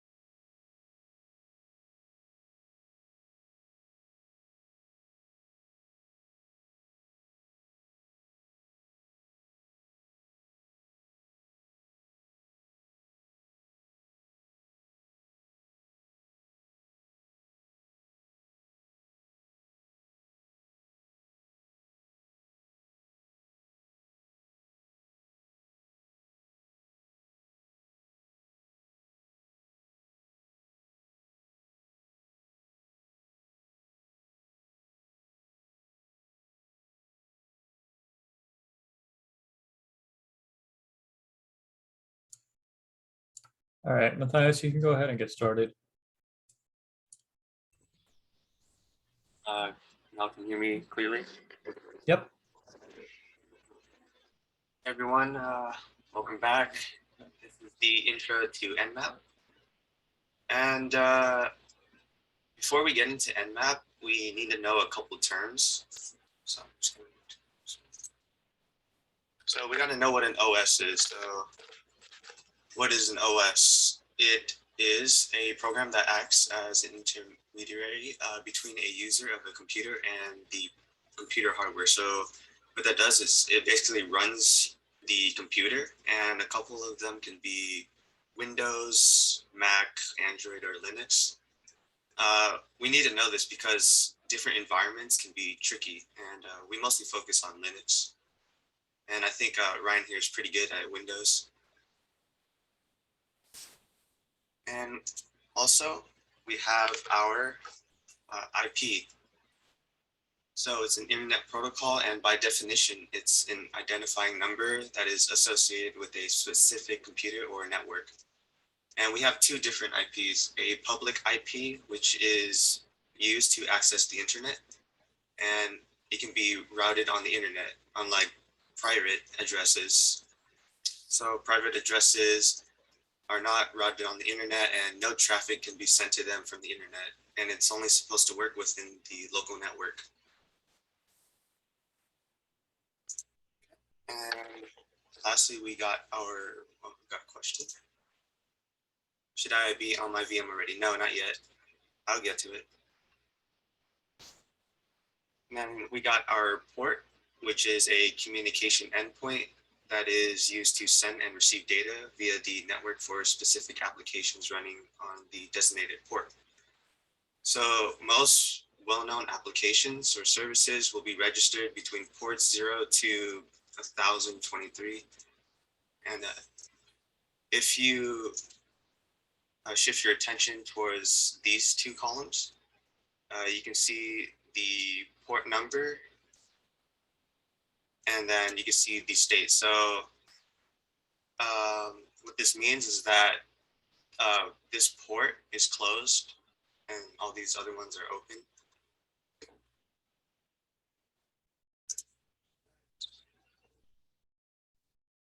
Yeah, so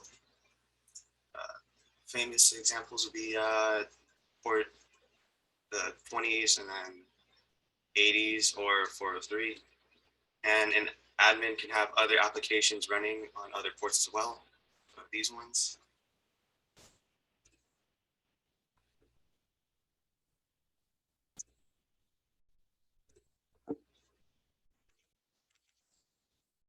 And what is Nmap? So it's a network discovery tool that gives you the ability to explore any devices connected to a network and other services running on machines. And you can find information like an operating system, a device is running, applications running on open ports.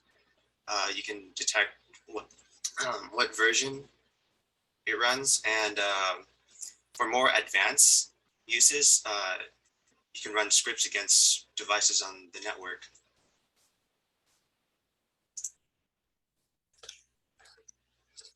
So what does Nmap do? Yeah, it's the same thing.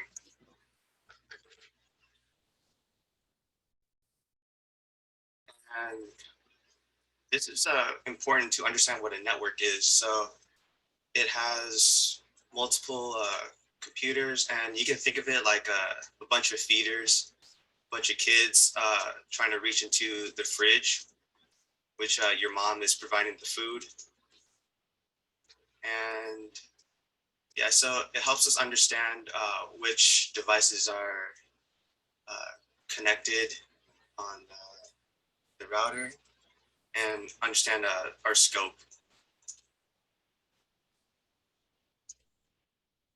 And caution before we get into Nmap, never use this on public IPs because it can get you blacklisted. And only use it on public servers with permission. Sorry to emphasize that. Please do not do it. Someone scanned the school last year or during a workshop during one of the years, and we got in huge trouble for doing that. So please don't do it for the sake of OSS and for the sake of your fellow students. Didn't we get like some alerts from a competition because someone did a full port scan or something? Yeah, if you're talking about CPTC last year, just by throwing out Nmap scans randomly, we were targeting ICS infrastructure, which is like, you can think of it like Internet of Things technology that interact with real life. And by Nmapping those, we overwhelmed them and then caused them to fail. So that's another thing to take into consideration when doing an Nmap scan. So just a fair warning, and the same thing applies for everything else you guys learn in this workshop. So just be careful and only do it when you have permission. Yeah. All right, that's all I got. Thank you, Matthias. Yes, thank you. So Nmap should have been pre-installed with Kali Linux. So this is the part where you can open up your virtual machine to follow along.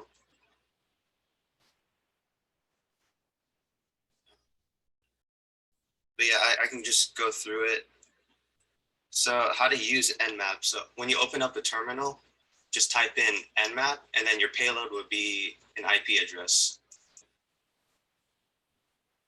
So in this case, we got this IP address. And then down here, this /24 refers to a subnet mask. And the 24 refers to how many bits are contained in the network, because they read it in binary. They read it in bits. And that will display the information you need when you're doing recon.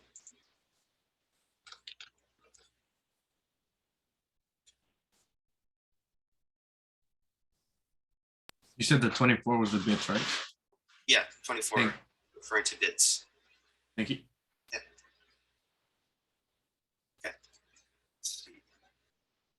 Okay. We also can go over flags when you're using Nmap. Question: should we scan our local host? Scan like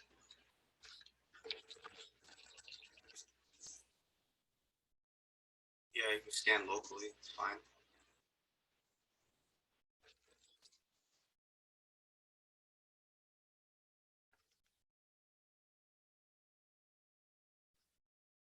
So in addition to Nmap, we got our flags. So each of these flags will help you scan for a specific port if you type in -P, or you can scan for all ports if you do -P-.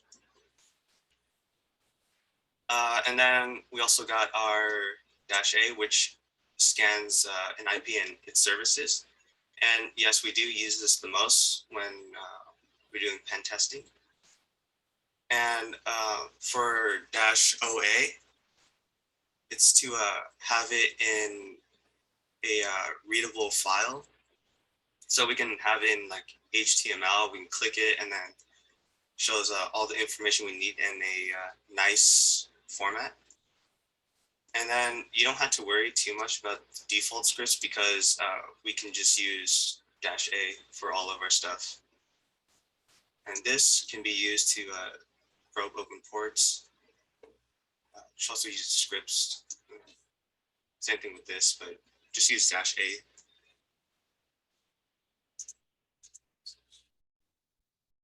UDP refers to the internet. Some protocol.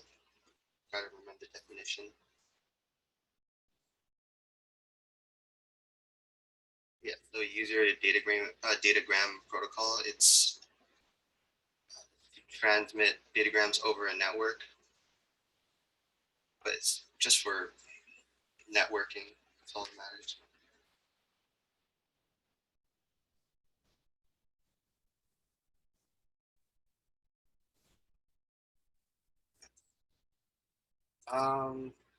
Then we got our commands. Once you understand the format, you can put them together and put them together in a command. So here we got our scripts, and it's going to output the scan from this IP address. Then here it's scanning the UDP, and this is scanning everything on the network and outputs them the address. Here it's scanning the ports 21, 22, 445, and 8080. And then here it's scanning all the ports, and then over here he's naming the he's outputting it and naming the scan Nmap scan. And so yeah, go ahead and try it on your own private network on your virtual machine.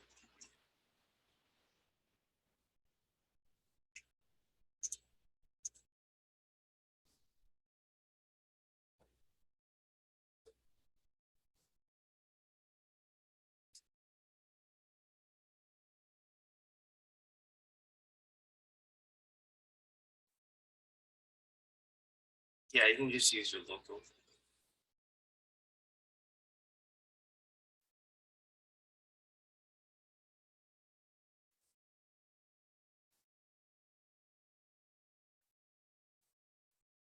But you can also use this command ifconfig. So just type that into your terminal, and then yeah, it won't yeah, for your local host, it won't show you much. But for ifconfig, you can find your IP address using that command.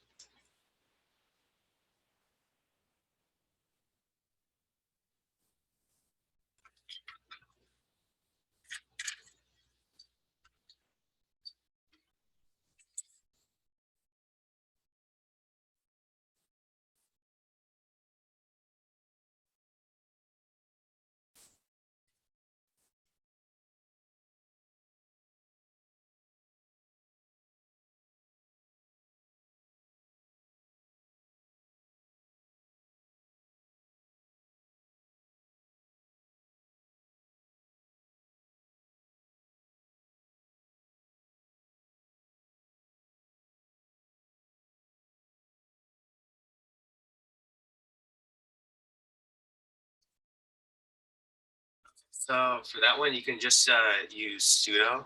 So type in sudo before Nmap, and that should give you privileges.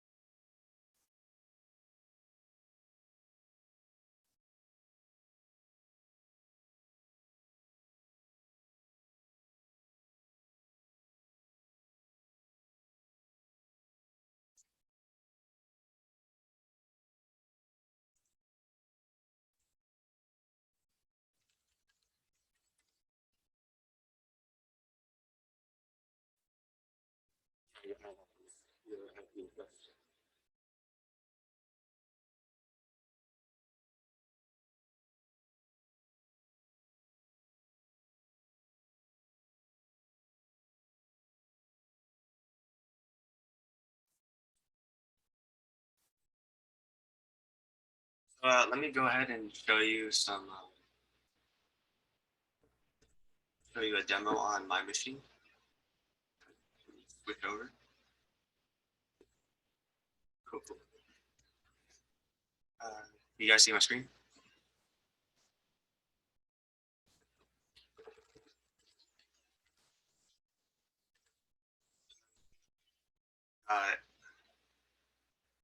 Nmap, and then -a, and then I'm just gonna type in my IP.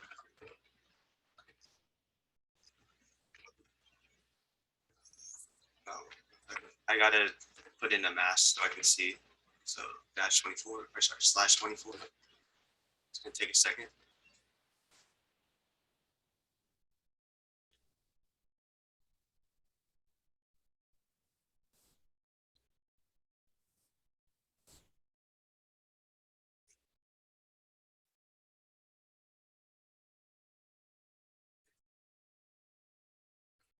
After that, it's going to display what port, what's open, and what services I'm running, and what version number. So when you're scanning yourself, make sure you have this this subnet mask, because as I said before, it reads in binary, and then it will display this stuff, because without it, it's not going to.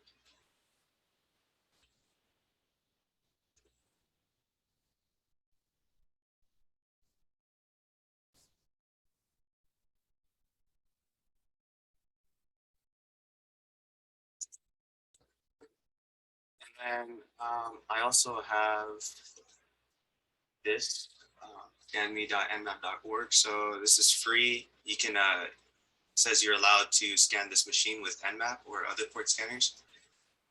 And we can just try out the commands on this website. If I just copy that, do the same thing.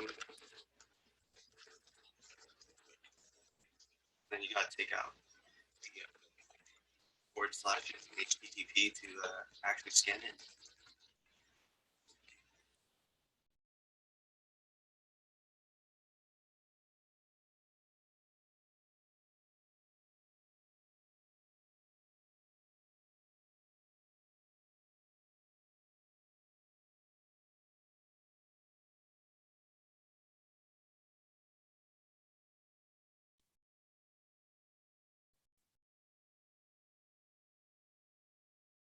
see that it's running Ubuntu and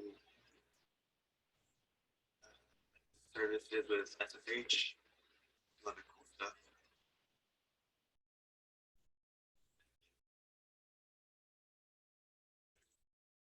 Was everybody able to get to this point?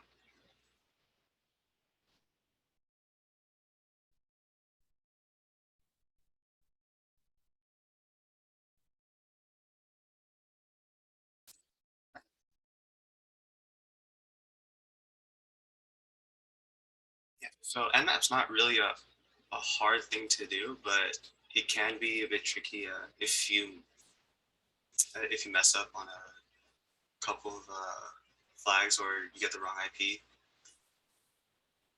But it's usually the one of the first things we do before we start a pen test.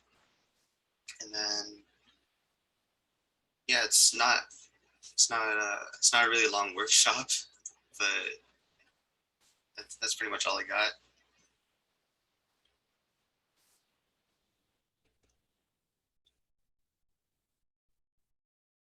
So any questions? Any problems you guys ran into that I can fix? Open, yeah. So open, you can access it, and then close, you can't access it. You got to move on. And so we got what can access it. Users.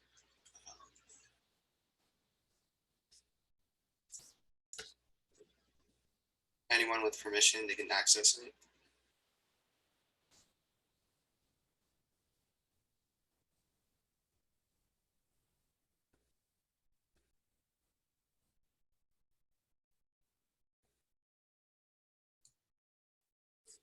So when a port is open, that means anything you send to it will be sent. So you can send information through that port to get information back out. If it's closed, that means it's closed. There's nothing you can do. And then there's also filtered, which means only certain information can be entered, or not at all. It depends on what kind of filtering they have. They could have a filter where it's only accepting from certain IPs, or they could have a filter where it only accepts certain types of information that are coming in.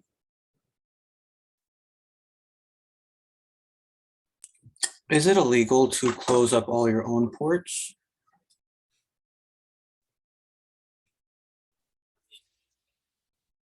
Do that. I don't know if you can access anything after that. That would suck for everyone that's connected there. So you can think about it like this. You need to have ports open in order to access anything. If you close all your ports, no one's going to care. But that basically means you have a machine that does nothing. You have the ultimate security because then nothing can get in or out. But of course, that's not really much of a machine then, is it? Thank you. Yep. All right, Matthias, you got some other questions? Oh, yeah. So I can answer Sarah's first.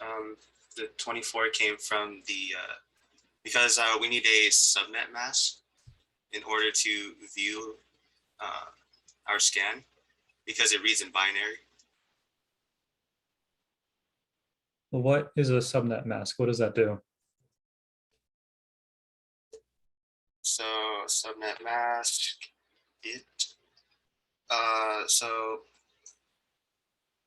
you mean the 24 or just like subnet mask in general? We like Yeah. so we have a subnet network, subnet in the network. So there's like part of it.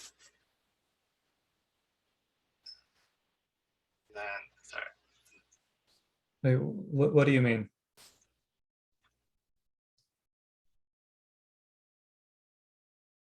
So in the subnet we have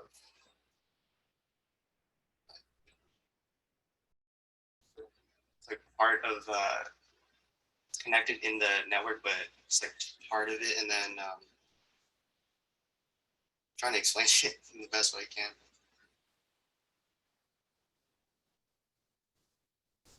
It's like it's in our network's IP range.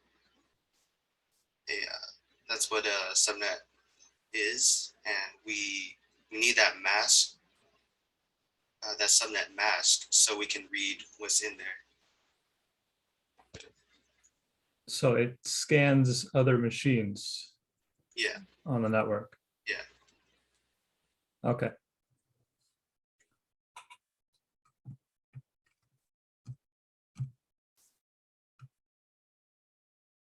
Wait. So can you repeat that again? So you're saying that when you're doing when we're doing these scans and we're finding these open ports, we're finding other machines. So whatever else may be connected to your network at the time, you're essentially seeing those, correct? Is that what you said? Yeah, that's what I was trying to get to. Okay, got you. Gotcha. Yep, that's exactly it. So here, Matthias, I'm just going to read down these questions because they're kind of stacking up here. From Elizabeth, so what if we want to do a pen test? If it does it need to be on an open port? We can't really do anything, so yeah, it's got to be open. All right. From Jeremy, is Nmap used as part of a preliminary process for gathering data on penetration options? It is one of the first things we do. So when we Nmap, we gotta know our options, where to go to, and yeah, we gotta know what services, what operating system it is, so we can approach it differently. And then whoever is good at this certain operating system, we send that group in. And yeah, we just figure out what we want to go, where we want to go from there.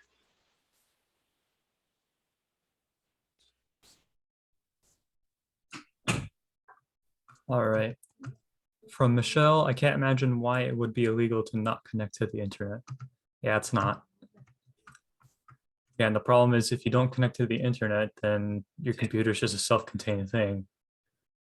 And most computers are pretty much dead after that point, as in like you can't go on YouTube or whatever.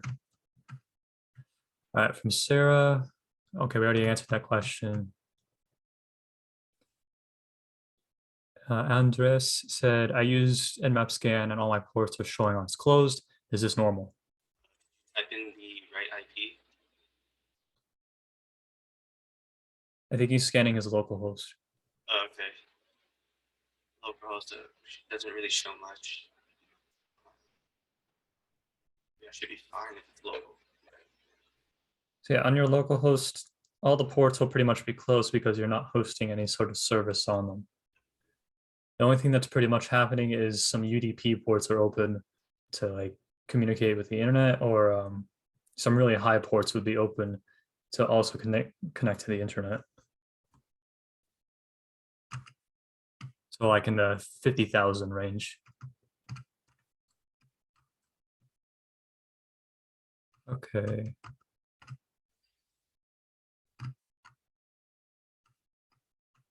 Tommy says Nmap-A flag freezes at the command line for me.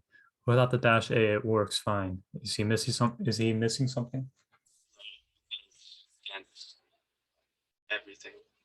An aggressive scan. You can use like some other commands that might be faster for you. Here, let me look up some flags.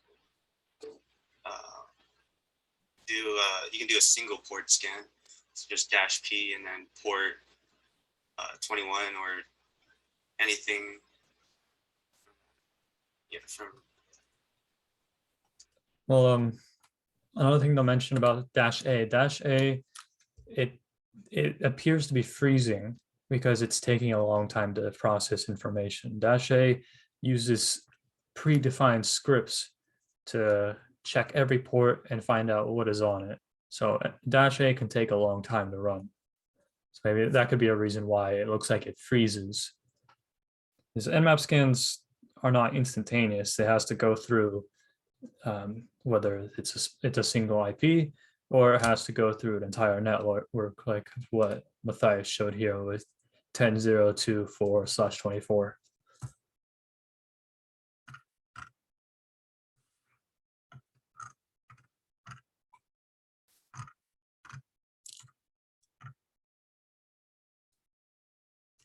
All right, are there any other questions from Matthias?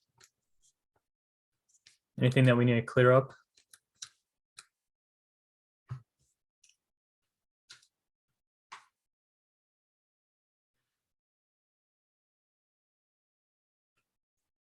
Yes, we do use -A a lot. It gives us like the first step into seeing what is on a specific system or network, a system of networks, or sorry, a network, whatever. I'm not going to try to figure that out in my head. It tells us what's there, and it tells us the version number, what type of software is running, that sort of information. It gives us that first step. You don't always need to run -A. For example, when we're in a competition, when we're in CPTC, we typically just run a fast scan. And the point of the fast scan is just to find, okay, what IPs are valid on the network? Because when we get into that competition, we're given an IP range, like what we see here, again, with Matthias's example, 10.024/24. We have to find those IPs, specific IPs fast, and then go off and do deeper scans into them. So let's say 10.025 exists and then 10.02100 exists. Well, then to scan the whole network takes a long time. So just do a fast scan and then do an aggressive scan on each of those things individually later.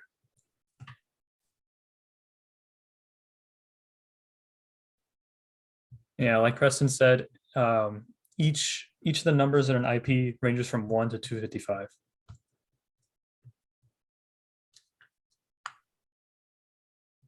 What does it mean by service on -SV?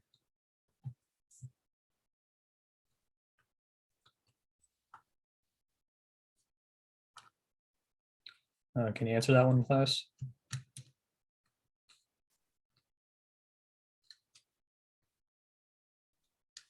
Yeah, one second. So it's just like a registry of port names to their number and protocol. Yeah. So services of the services are referring to the ports. It's like a registry of port names. So for example, if in the example that we did, port 22 is typically associated with SSH. So you'll see under the service name SSH. Same thing with port 80, you'll see HTTP for that. 443 is HTTPS. So it's generally what it's associated with, yet that may not always be the case. You can technically run a software on any port you want, but there are certain ports that are associated with certain softwares. Like again, port 22 is usually associated with SSH. 53 for the domain.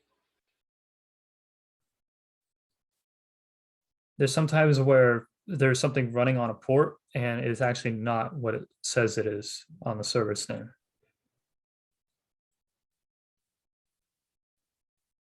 Good question, Matthias. So on right there where it says Nmap, the highlighted 24, your range, 10.2.4 or /24. Yeah. We would still scan from 1 to 255, right? Like we'd want to scan all of them, even though it shows you starting at 4.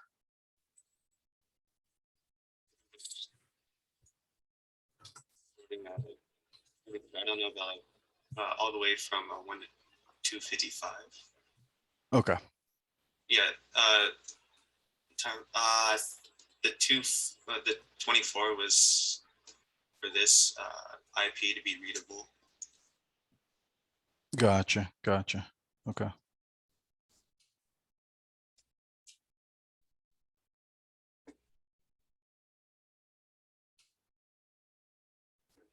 I do have one last message. If I can get out. It's just this wallpaper. When you're doing Nmap, just don't overthink it. Because yeah, these pen tests can go by like really fast. It takes a lot of time. So yeah, if you do mess up on a Nmap scan, which I've done, just ask questions because these guys will find your mistake and then just correct it really fast. And after the Nmap scan, we got to get into the meat of it and do our pen test from there.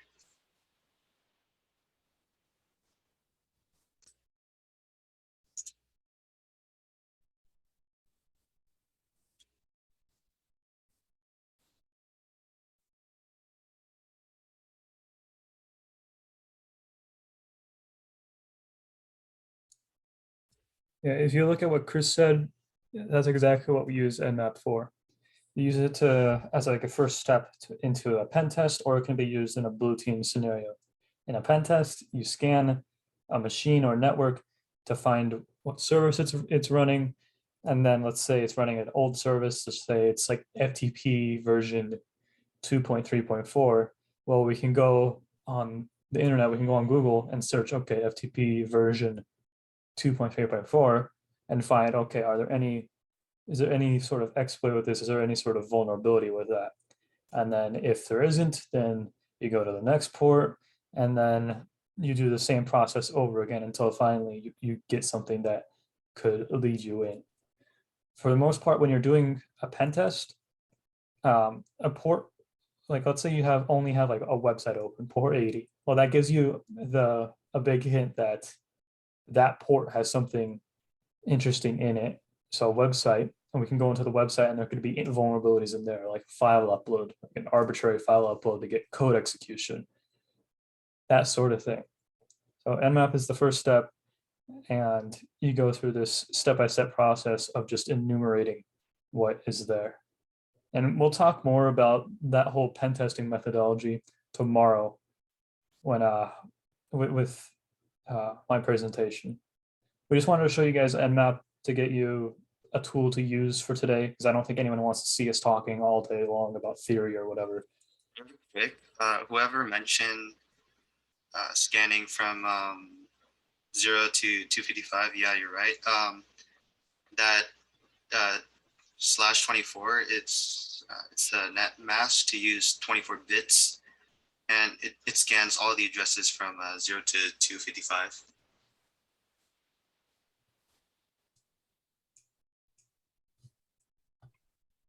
I don't remember who asked.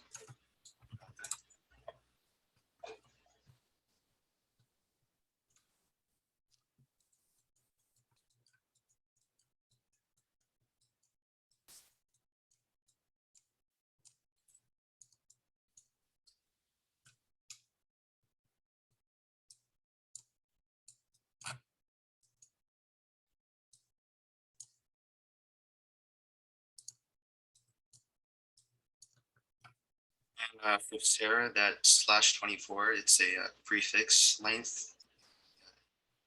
It helps indicate the number of network bits of an IP address. But yeah, you can watch that video as well.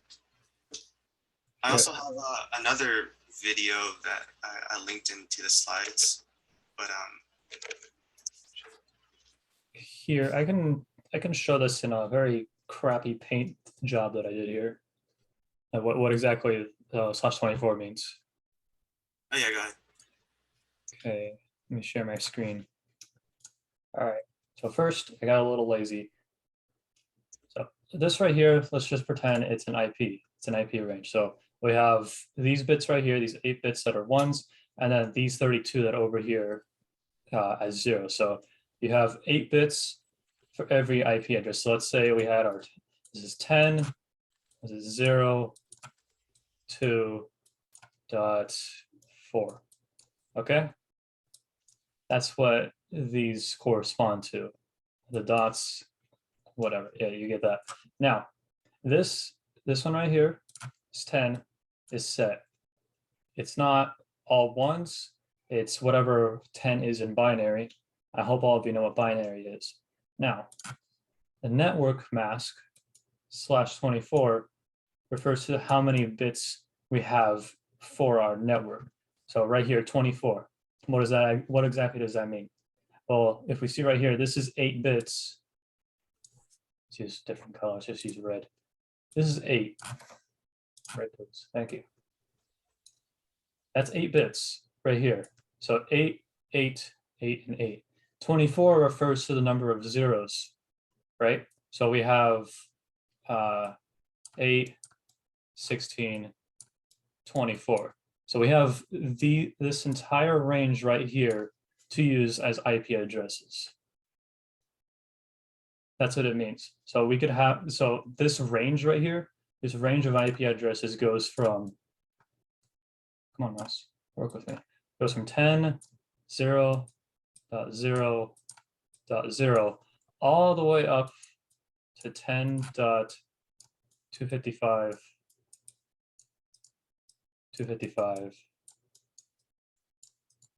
255.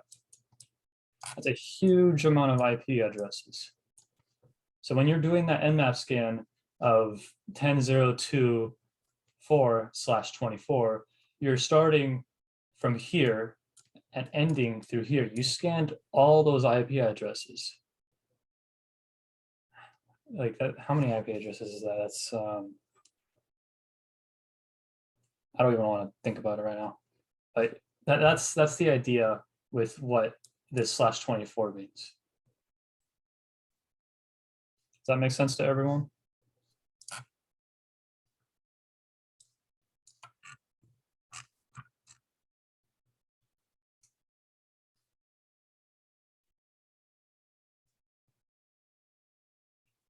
Yeah, no problem.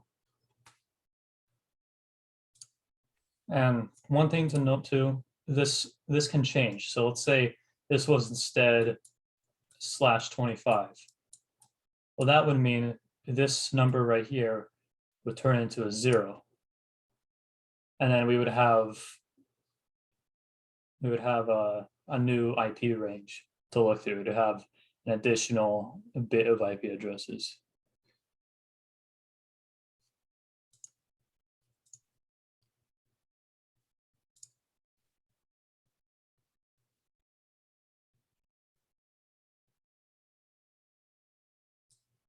Okay.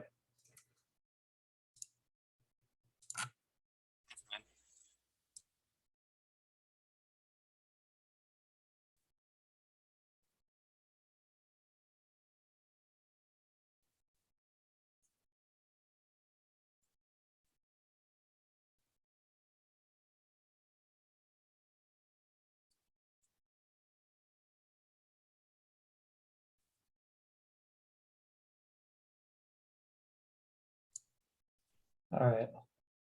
Well, I suppose now would be the time to get the actual CTF up and running. So thank you, Matthias, for presenting on Nmap. Now, for the CTF, again, I hope everyone signed up for that. Let me just share my screen real quick. Once again, we would like everyone to sign up for this. This is what we're going to be using to test your guys' knowledge, and we're going to be putting up some Nmap questions on here. Now, you get points for this, and we can see a scoreboard. Some people had already started even before this workshop began, and this is just some OSINT stuff. You can attempt those. I'll log in later, but you'll do challenges and then be put on a scoreboard. So we'll put up Nmap questions, and let me put this in chat right here. So please sign up for that.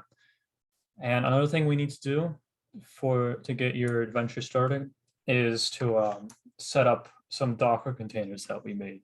So just real quick, Docker is a software that you can use to just like host different programs and softwares on your computer in what is called a container. I'm not going to go into details about this, but think about like splitting your computer and hosting like services within a box, and you can test it on your own system. So that's one of the things that we need to get done here. Right now, I have my box up on our link tree. You can download it from there, and we can go ahead and get that started. Or just go ahead and download that. We'll actually install them tomorrow when we have Yao's workshop on fuzzing. he will also give you guys a Docker container for his stuff. But that's how we'll be using everything from here. So let me show you real quick what I mean.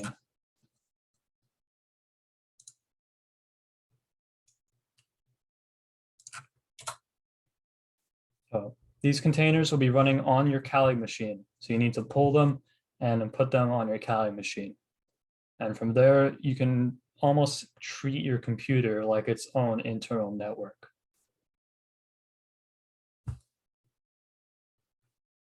Let's see here.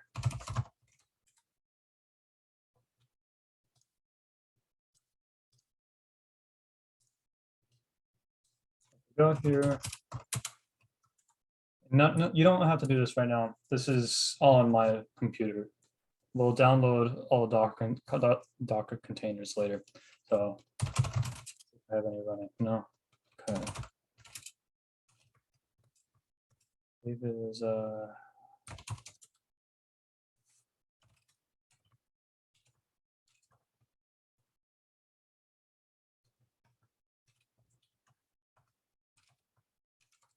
yeah. Where's the where are the containers held again? I always forget. They should be in bar.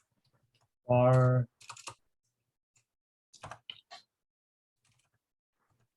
Docker container. Yep. Okay, so mine is that one.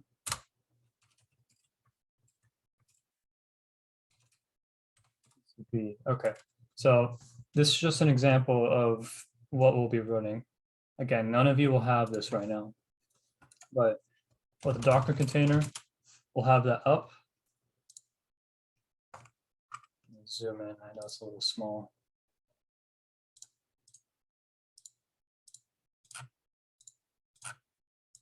Hopefully that helps. So we run this Docker container and it gives us some information about what's running here, like port 22, 139, and 445. Now, if we check our IP here, you guys probably saw something like this on when you did ifconfig, where it's just your IP address on each 0 or localhost. I don't even know what that is. But now you have a Docker here, and this will be the IP address of that Docker container that we just ran. So let's say we did an Nmap scan on that. We find ourselves with port 22, 139, and 445. And this is how, again, we'll do our demonstrations from here on out. We'll have you guys get these Docker containers and map them, and then go through the process of trying to look through these things. So let's say I try to let's just say I do, you'll learn this later again. I see that 139 and 445 are open. I realize, oh, wait, that's SMB. Let's just do like an SMB scan on that.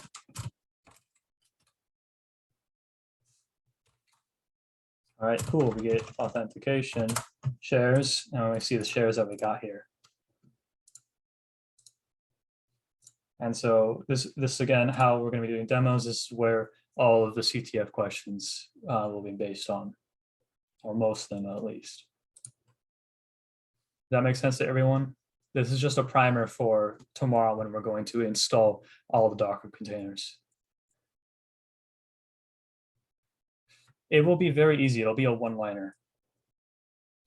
Yeah. It's very simple how we're going to do it. It's going to be a simple command Docker pull and then some information after. We'll provide it all to you guys tomorrow. This is just to give you a brief primer on it. So just make sure that you have Docker installed.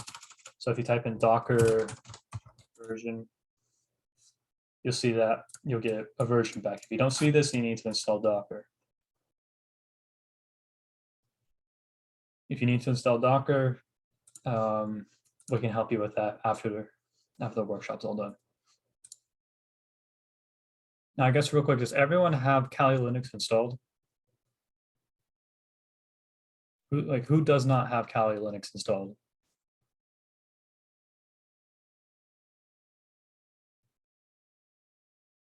Getting a bunch of yeses.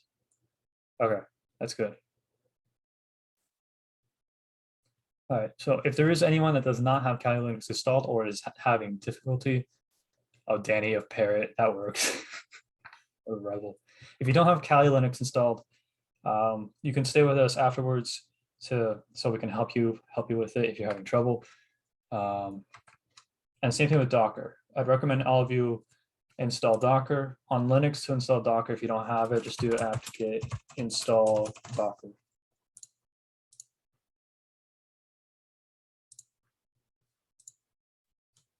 All right, and you may need sudo privileges for that.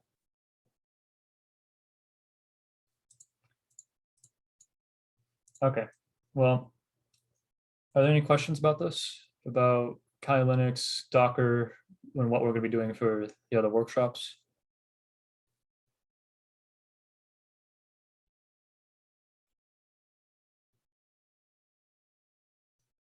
All right, I don't see any. All right, well, that pretty much concludes today. Tomorrow, we're going to be going into pen testing methodology. I'll be presenting on that. Then Yao is going to be presenting on OSINT. Take a lunch break after, quickly review Nmap just to fresh your brains, and then go into web vulnerabilities with Metasploit. This will be a red team day. So I suppose if you're not interested in red team, it's up to you whether or not you want to attend or not. Even so, I'd recommend everyone still comes. So everything you learn in either red or blue team workshops is still useful to anyone. Okay. Any questions about tomorrow? Yes, Sarah, yeah, that's all you have to do is just make sure you have Docker installed, and from there, everything should be fine. We technically have another hour all the way up until 2 p.m. for this workshop, but we'll use this time to just help anyone with installing Kali or installing Docker.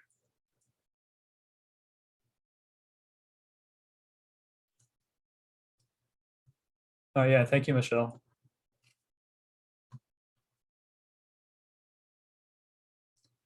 Okay, well, again, that concludes the workshop for today. If you need help installing Kali, getting Kali booted up, or installing Docker, please stay with us afterwards right now.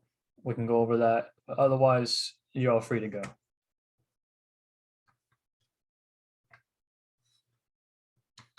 All right, thank you, everyone.